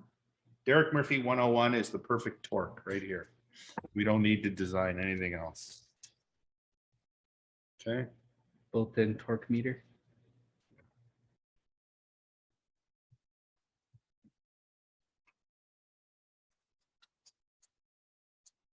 So I've just got that robot stood up on the end so that I can do the rest of the assembly for everything. I got one more to go here. So by standing it up, for me, it just makes it easier and it keeps all the wires out of the way. All right. It also tends to try to square up the one side. All right. So I've got them all on right now, okay, so that I can see it, but nothing has been tightened up just yet because I want to make sure that the frame at this point is completely square, all right, and that all the holes line up properly. And once I've got that, I'll start to tighten. So I'll probably tighten this one, for instance, and then I'll come to a corner one over here, and then I'll come back to over here so that I can tighten this up and get that all squared. And I'm just going to do it first lightly because these are kept nuts with my fingers. Okay. Get them all put in and lined up. And I'll start by going from corner to corner to corner. And then when I'm done this, I'll go back, right? Check the square again. And then I'll finally tighten up all of the other ones. I'm just going to do one at each side.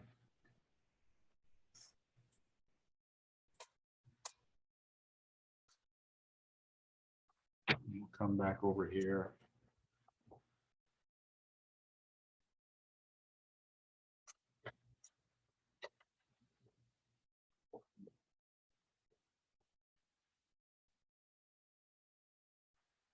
And once you've done that, what I would do is whether you create yourself a pattern or a hole or a test or whatever, you are going to have to make sure that every single one of these is tight. And you're always going to have to check your tightness, okay, on each one.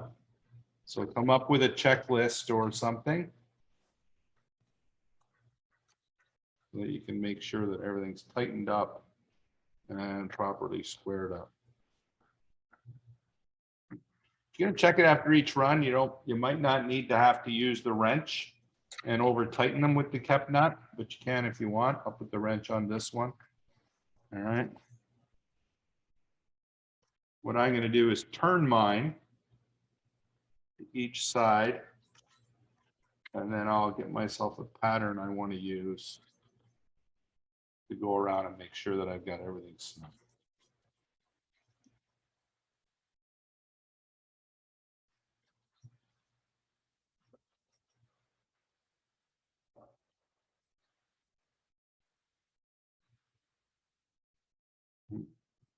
So I did a few key ones around each corner to get the frame square. And now I'm just going to go around and I'll go around in a circle and mark each one. You know, if I was a smart guy, I'd put a little dot maybe here if this is where I started, so that I would remember that I went completely around in the circle and that I did them all.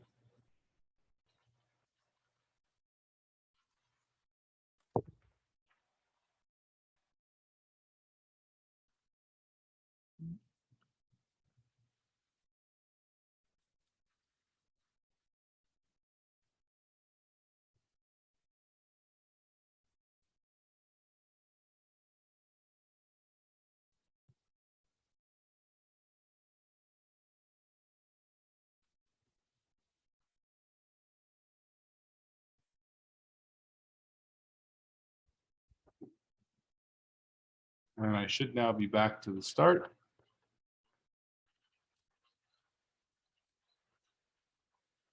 Yeah.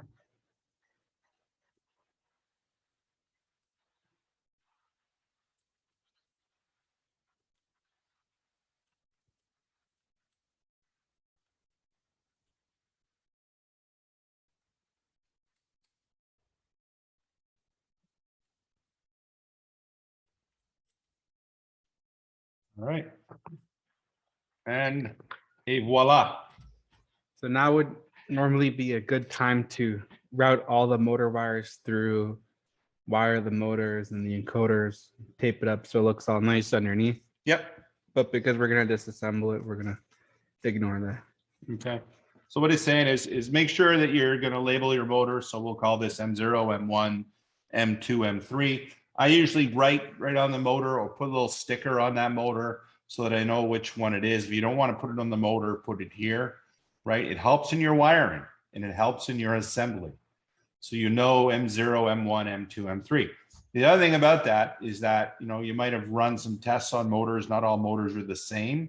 So some of your tweaking for each motor, if you're doing PID or whatever, may be different, right? So at least this way, if you've done tests, you know that if you disassemble and reassemble that this is M0 and that M0 requires these values and so on.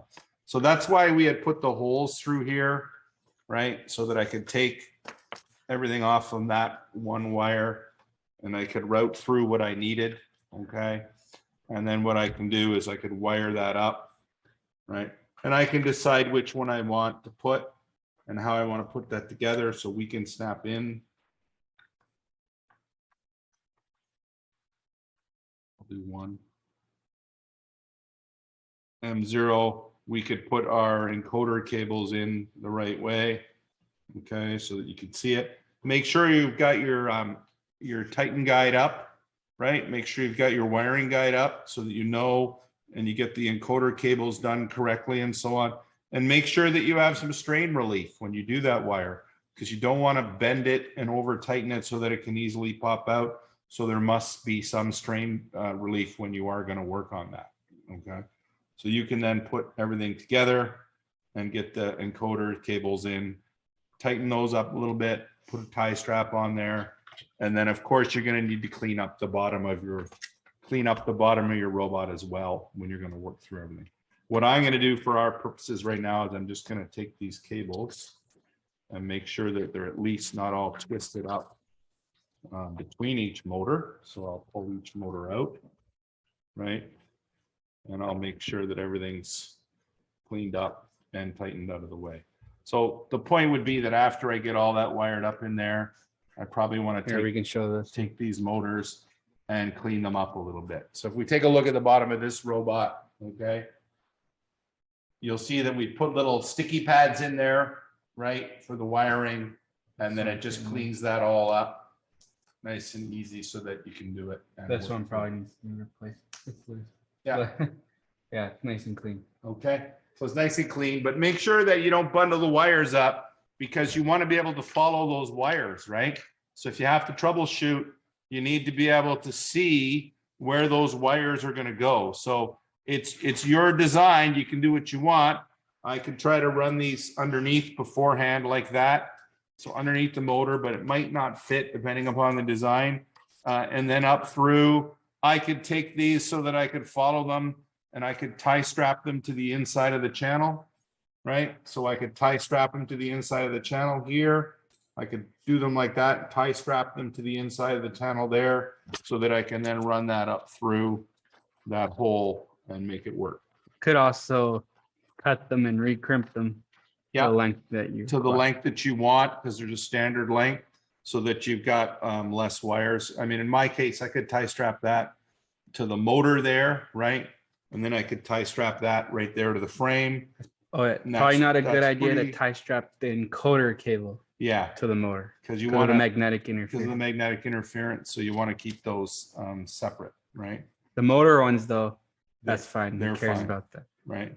But remember, you got interference on your encoder cables. Okay, so you can do that whole frame up and keep that nice and clean. So we'll go back to the top. Right, I've got some extra nuts out, so I'm going to replace them back into our little handy storage bin here. The next thing we can do is the wheels. Okay. Right. Just make it roll around on me when I'm trying to work. Okay. Props it up. Okay. So one thing is on the new hub, the hub's now a D shaft.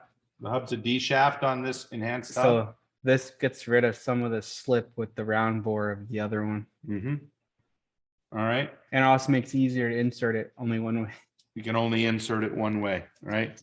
So it'll line up on the shaft. Probably the best thing that I'm going to do is get that lined up on the shaft. And then you can just turn the motor. And what I'm going to do is I'm going to turn that motor, right?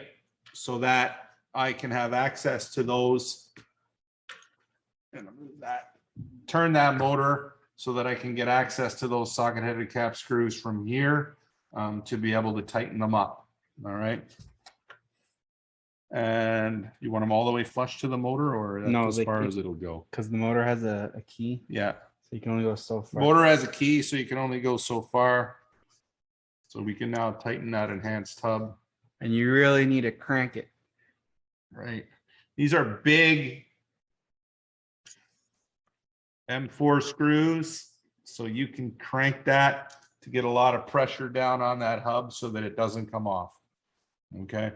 And if you wanted to make sure, I mean, it's not going to slip because it's on a D shaft, but just this way a little bit, you might want to put some blue Loctite on that as well. All right. So we can do all 4 wheels.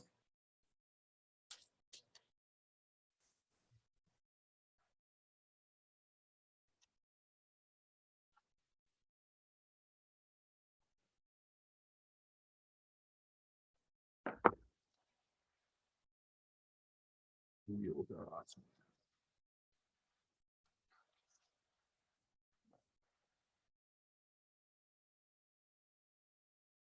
This is also a good way, once the wheels are on, you could put them on the floor that you're running, use the level to make sure all the motors are correct. Because we're using the motor mount clamp, they're not fixed. So they could have spun out when you were tightening it. So you could easily reach the 4 screws here to then unscrew it a little bit and then rotate the motor to where you'll then have a flat area. Because you want your robot to be nice and flat. That way there's no bumps, nothing happens while it's driving around the court.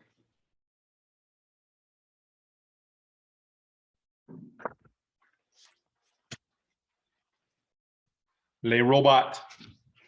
Okay. For now. So we have our robot, our wheels mounted.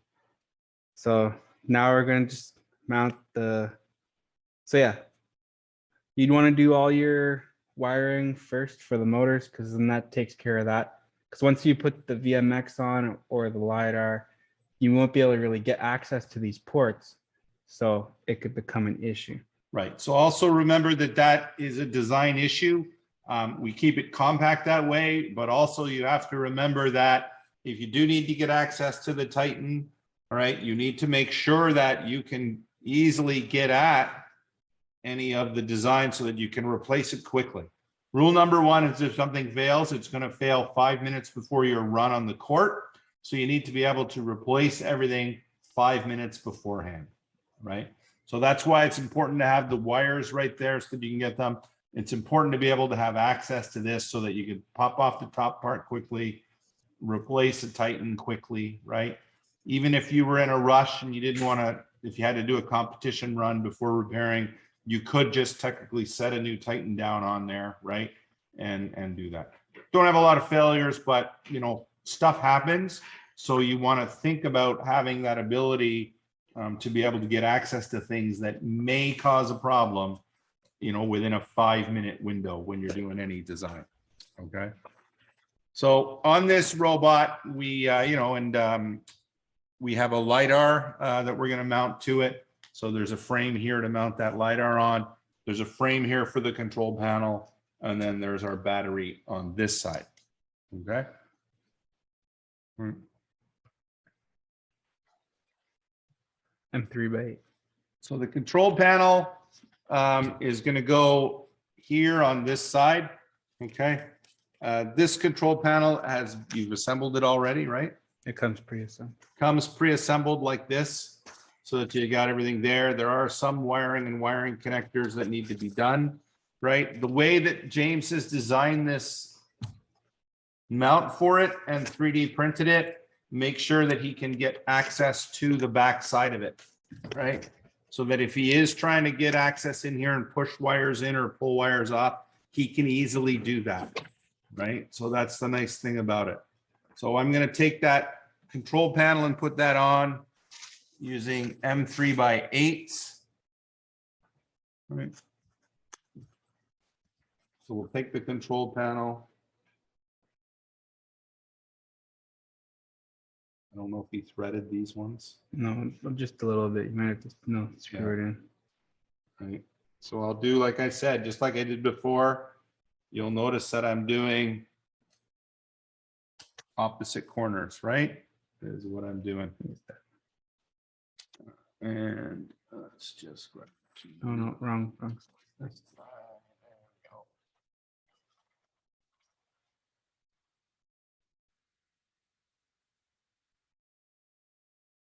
There we go. Do these by hand a little bit.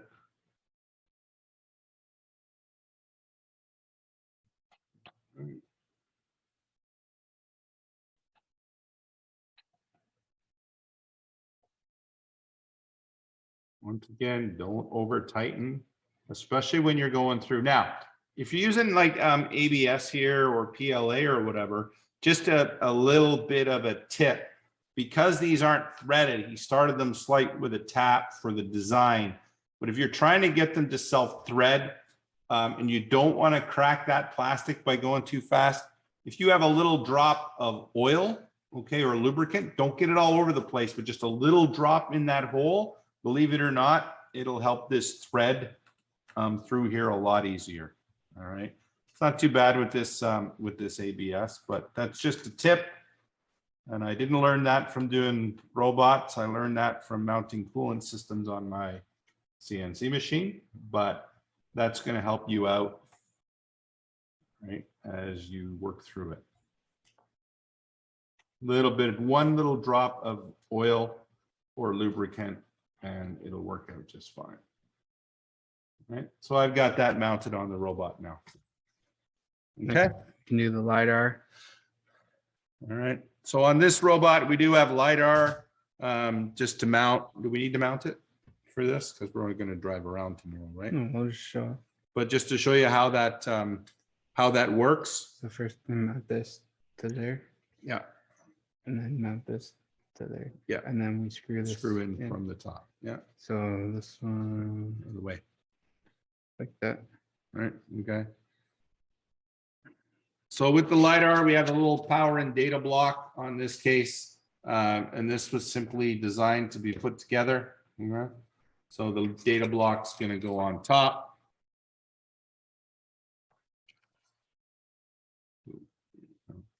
And whether or not you're using LiDAR in the competition, because LiDAR is not standard in your kit, I'm not sure if LiDAR is in the enhanced kit that is provided on site, is it? I don't know. So we don't know yet, but we put it on this robot because we have some schools that, you know, they're teaching different things with their robot. So they wanted to teach some aspects of using it. So because we do a lot of this stuff for training and these robots for training, we created a LiDAR mount and we mounted the LiDAR on this robot. All right. Yeah. Doesn't mean it's needed and required, but it's a great little tool. It's the wave of the future for autonomous vehicles. So I know. We talk about it. LiDAR versus sensors versus LiDAR, but it's available as a teaching tool for you to put on your robot.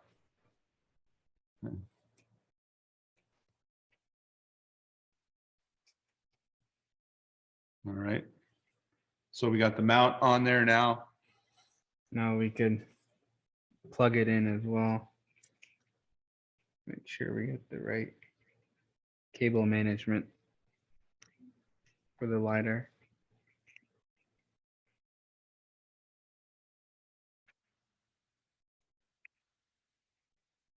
James struggles with small things. Here, give it to me.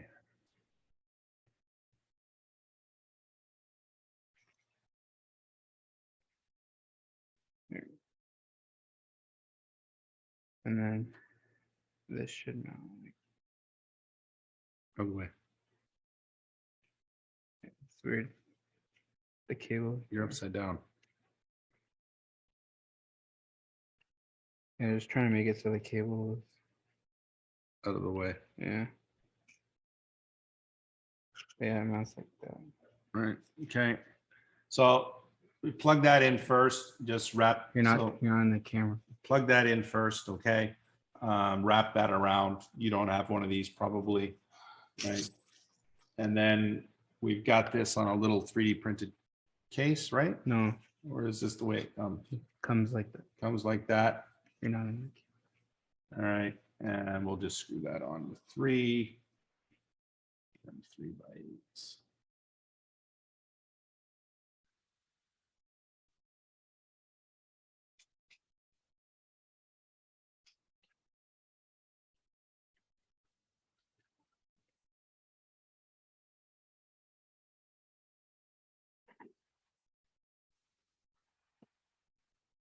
All right.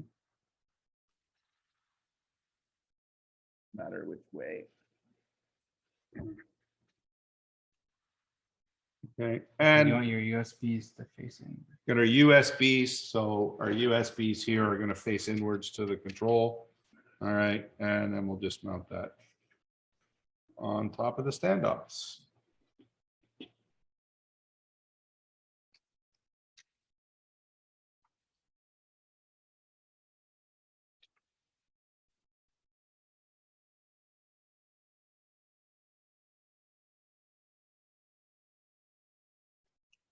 We'll slightly put that through.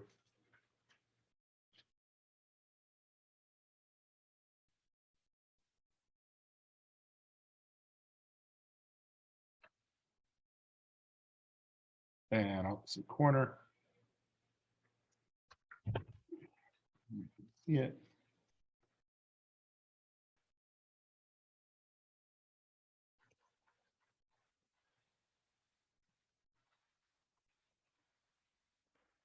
Et voila. Okay. What do you want to do next? All right. So, okay. So the next thing that we're going to mount on here is we're going to mount the MX. Remember, wire your motors first, okay?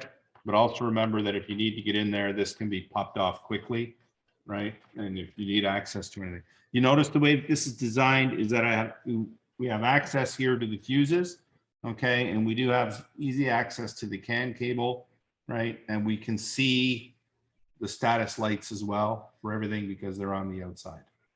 Okay. All right. So the way that this is going to work is everything is going to mount straight down through. Okay, we're going to use 12 millimeter. So it's going to go through, and be done. Why? Because one socket-headed cap screw, we can quickly get everything on and off of this robot.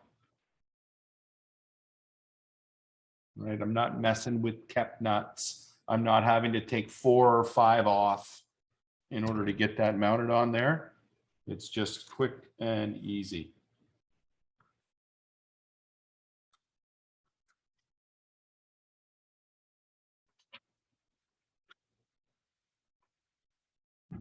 All right, so we'll zip that one on. And we'll zip that one on. Don't over tighten. Opposite corners. Doesn't really be important to do opposite corners for this one because it doesn't have to be square, but it's the habit, right? It's teaching yourself that into your memory so that you're good to go. Okay. And now we have a completed robot minus the wire. Right. So now there's the robot frame. All we have to do now is to complete any required wiring. We would have already done the motors. So if you're building this robot, make sure your motors and encoders are on. It's going to make sense to do that before you do this. But remember that you can just quickly pop this off with those 4 socket-headed cap screws and get access to it again and pop that off and go there. So everything's done into small assemblies as we work through. Swap, I'll show the wiring. Okay. We're running out of time. So we're going to swap this out and James is going to go through some wiring. We got about 45 minutes. So that's actually tons of time. And I'll pull that out and I'll leave that to Mr. Taylor to look at the wiring. So here's the actual robot that we wired up.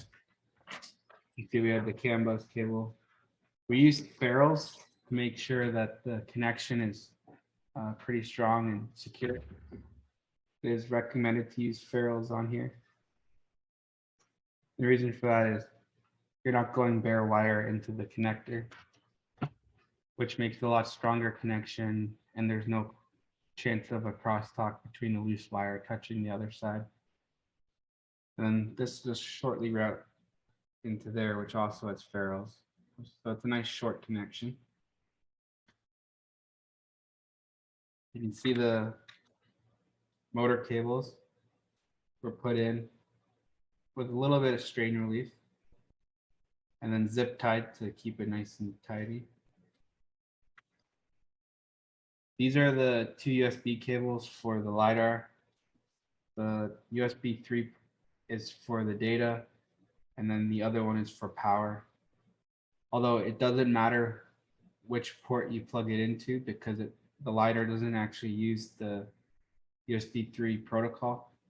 It just uses the standard 2.0 protocol. So for example, I could just plug it into the 2.0 ports and it'd work no problem. We do have, this is our new version of the case where it has screw mounting holes for the camera to screw into, but it's not loose like the other one. However, we've done on the past with the old case is just drill a couple holes, tap them, and then you get the exact same thing. For the wiring here, you can see that from the control panel, we took some of the servo cables that come with the kit, and all we did was just cut them to length and then crimp on the connectors. These connectors come with the control panel. They're just a larger gauge of the DuPont connectors. So if you have a DuPont crimp, you could just go up to the larger crimp size and you'll be able to crimp this without any issue. And currently we have the ground connected to common, and then the signal wire white connected to normally open, because the digital inputs on the VMX are all pulled high. So when we push this, it'll go low. So we want to connect ground with signal. Now on this robot, we're testing the start stop features. So we only wired up the start button and the stop button. And we also wired up the running LED and the stopped LED. To do that, we just use these simple crimps that connect the LED wire to, again, that servo wire that comes with the kit. We only connected the signal and the ground because we will send a high signal from the VMX to turn on the light, and that closes the circuit. There's no resistor required as the LED has an internal resistor. Then for power, we actually routed it through the power switch here because you want to turn your robot on based on the power switch, not some just plugging in the battery. So we have the battery here, which just connects to a cable that we crimped using the power poles. Ground goes directly to the Titan. And then we have a power that goes to the switch. And then from the switch to the Titan. Now of course, there is another slot here if you wanted to plug in another battery. For those that wanted to go a longer period of time, or if your robot's pulling too much juice that you need that extra current. And then the other power connection we have is from X0, which just routes underneath around into the power port here for the VMX, to power the VMX. We currently don't have any servos on board, so we don't need the other the servo power block, which is what the other port's for. Now, I don't know if you can see, but the USB cables for the LiDAR are right here. We just coiled them up and stuck them underneath the panel here for the VMX. You can see right there. They're just nice and coiled. Could also get shorter cables if you wanted to. We measured, and from here to all the way around to the port here, a 1-foot cable should work fine. However, the cables that we give are 3 feet long, so they do need to be coiled up a bit, otherwise you'll have cables everywhere. And that's the simplicity of the wiring. So if we were to turn on the robot, you can see that the power turns on, LiDAR spinning, which means that it's working. Now there is a fan in here because we're testing fans for cooling the VMX. So that's the sound that you're hearing. And that's about it. Wiring is pretty simple. You can see that we currently have code running on here right now. So you can see that the stopped LED is on and the running LED is off because it is correctly showing that the robot is not running right now.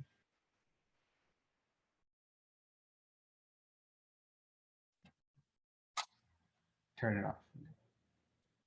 So tomorrow we're going to go over the programming for the robot, where I will show you how to do the start and stop LEDs. We will go over a drive, so driving forward and backwards. We'll go over rotating the robot, so that means using the internal VMX NavX sensor in here. And then and everything's in C++ because we have got some requests to do a C++ training tutorial because all our previous ones have all been Java. So with that, we'll also have that C++ content for those that wanted to do C++.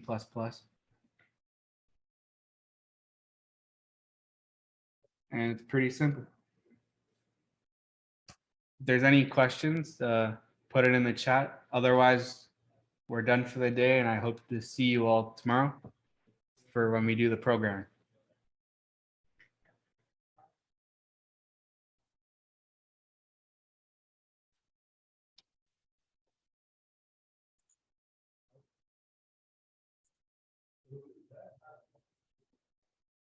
I'm gonna get Derek so he can say bye too.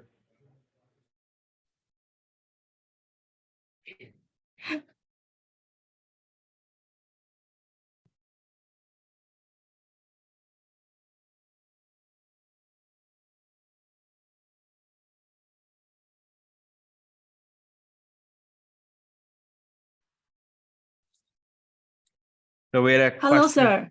Hi. Hello, sir. May I ask the other questions? Yes, go ahead. I want to know. I want to ask a couple questions for the junior team Yes. from Taiwan. The first one is, do we still have the competition for junior? Yes. Since we know the meeting of the training for junior all have been canceled.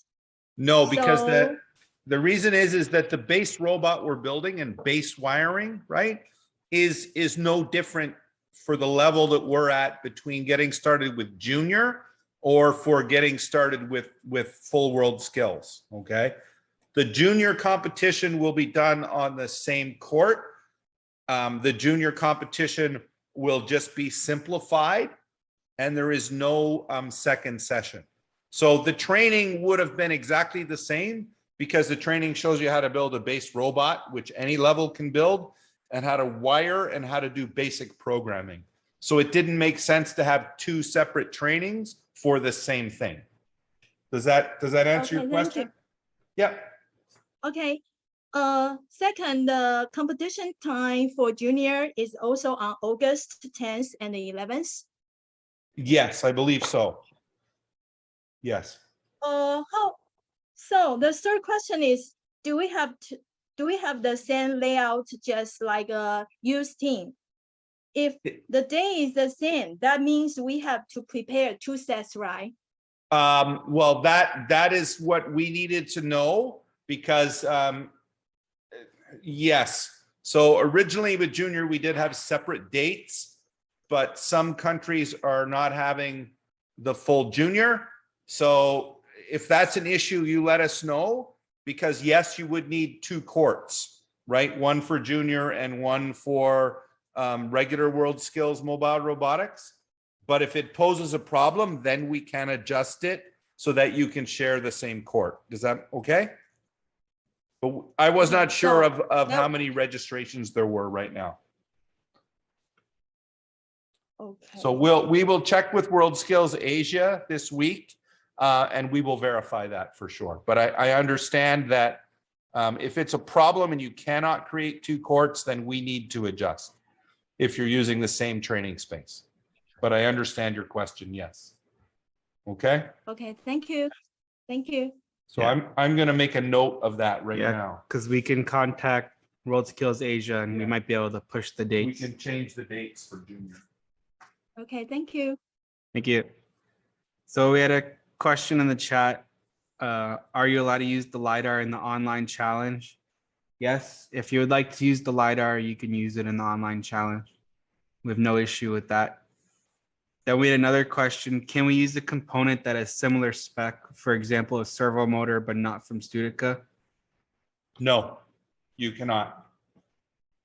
Yeah, the main reason for that is we want everyone to be on a level playing field. So while we allow you to use as many servos as you want, we want them to be the same spec servo, so you don't have a different type of servo compared to another team. If it's an issue of getting access to the servo, we can then maybe adjust that. If you were to find one similar, we could approve it or not based on availability. So we had another question. Will you send us the presentation you showed us yesterday? Yeah, we'll post it to the page where we had the sign up for this and everything located, and you can download it there. You can download it there. Yep. So we'll get that posted. I'll give that to Frank and I'll get him to post that later today. Yeah. Also, this recording will be posted to YouTube sometime this weekend for those that want to go back and review. Same thing with tomorrow's presentation. We'll also record that and put it on YouTube for others to review again. Yeah.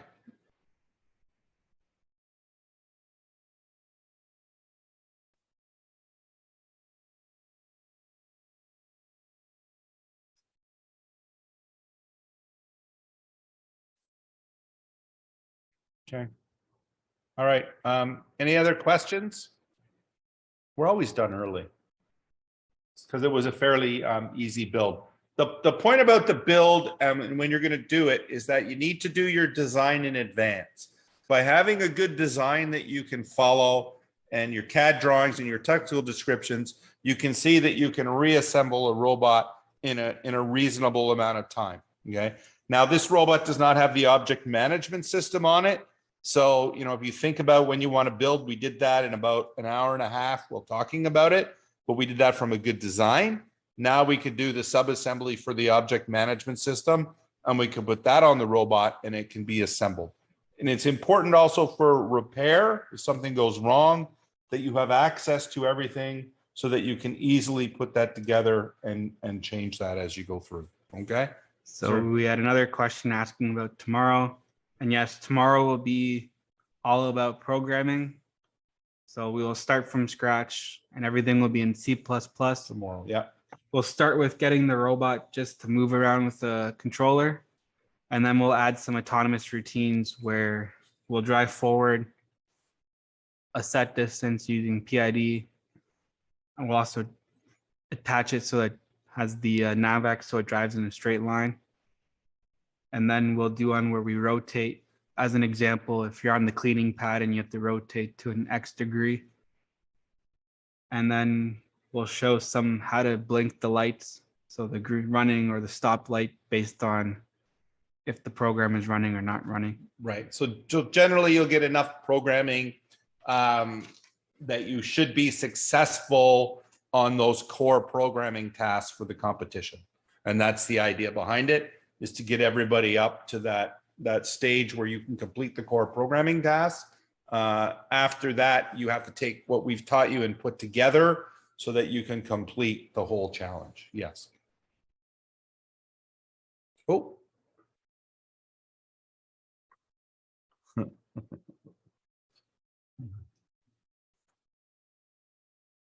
That's a direct question. It's, yeah.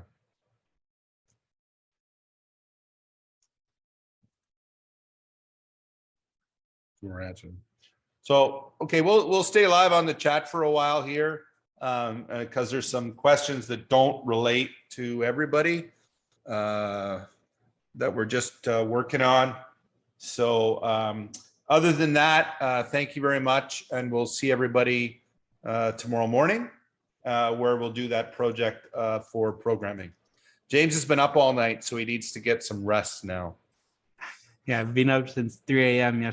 yesterday. So he hasn't been to bed in 24 hours. So we got to get him some sleep or he gets all grumpy. Yes. All right. Oh. What do we got?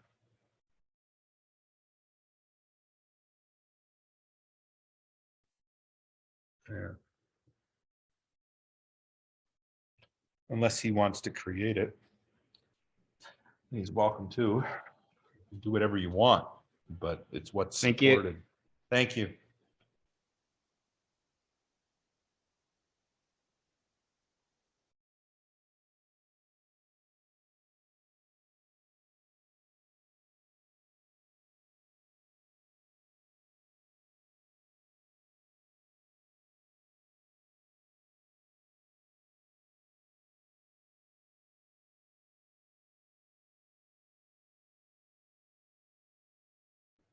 Hey, he's in France. You're gonna meet him.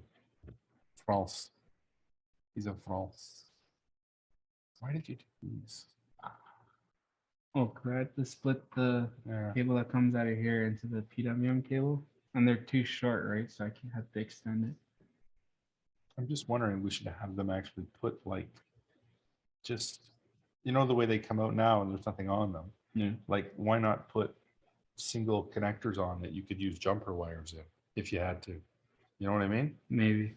And then you wouldn't have to do this. I mean, you could cut the wire and strip it if you want, if that's what you wish to do. You could put it into a wiring harness if that's what you wish to do. But for anybody else, if they Well, needed to- ideally, if it was like this, where you can put on the crimp, yeah, that'd be it. Because then you can have whatever wire you want. Correct. It's just the crimp. for that. But these ones, if they're coming into these ports and you're using this cable, right, then why not just put a female on there, and they could use a male to female jumper cable to plug into there, right? So it would be quick and easy for training and everything else. Without failure. It is a point of failure, but that's not our issue. Like it pulling apart and anything is not our issue. But for quick training for people to wire, it makes it simple for them. Because a lot of people, remember, they're not building a competition robot. They're using this, taking it apart, using it, taking it apart. And if it fails, then they got to buy another one. All right? I don't know. Okay. All right, everyone. Doesn't Alright. seem like there can be any more questions, so we're gonna end the meeting here. Yep. Okay. Sounds good. We'll see everybody tomorrow morning for the next session. That'll be great. Yeah. All right. Bye, everyone. Thank you. Bye. Bye Thank you. bye. Yeah. Bye. It is raining. Thanks, bye. Yeah. Bye. Bye.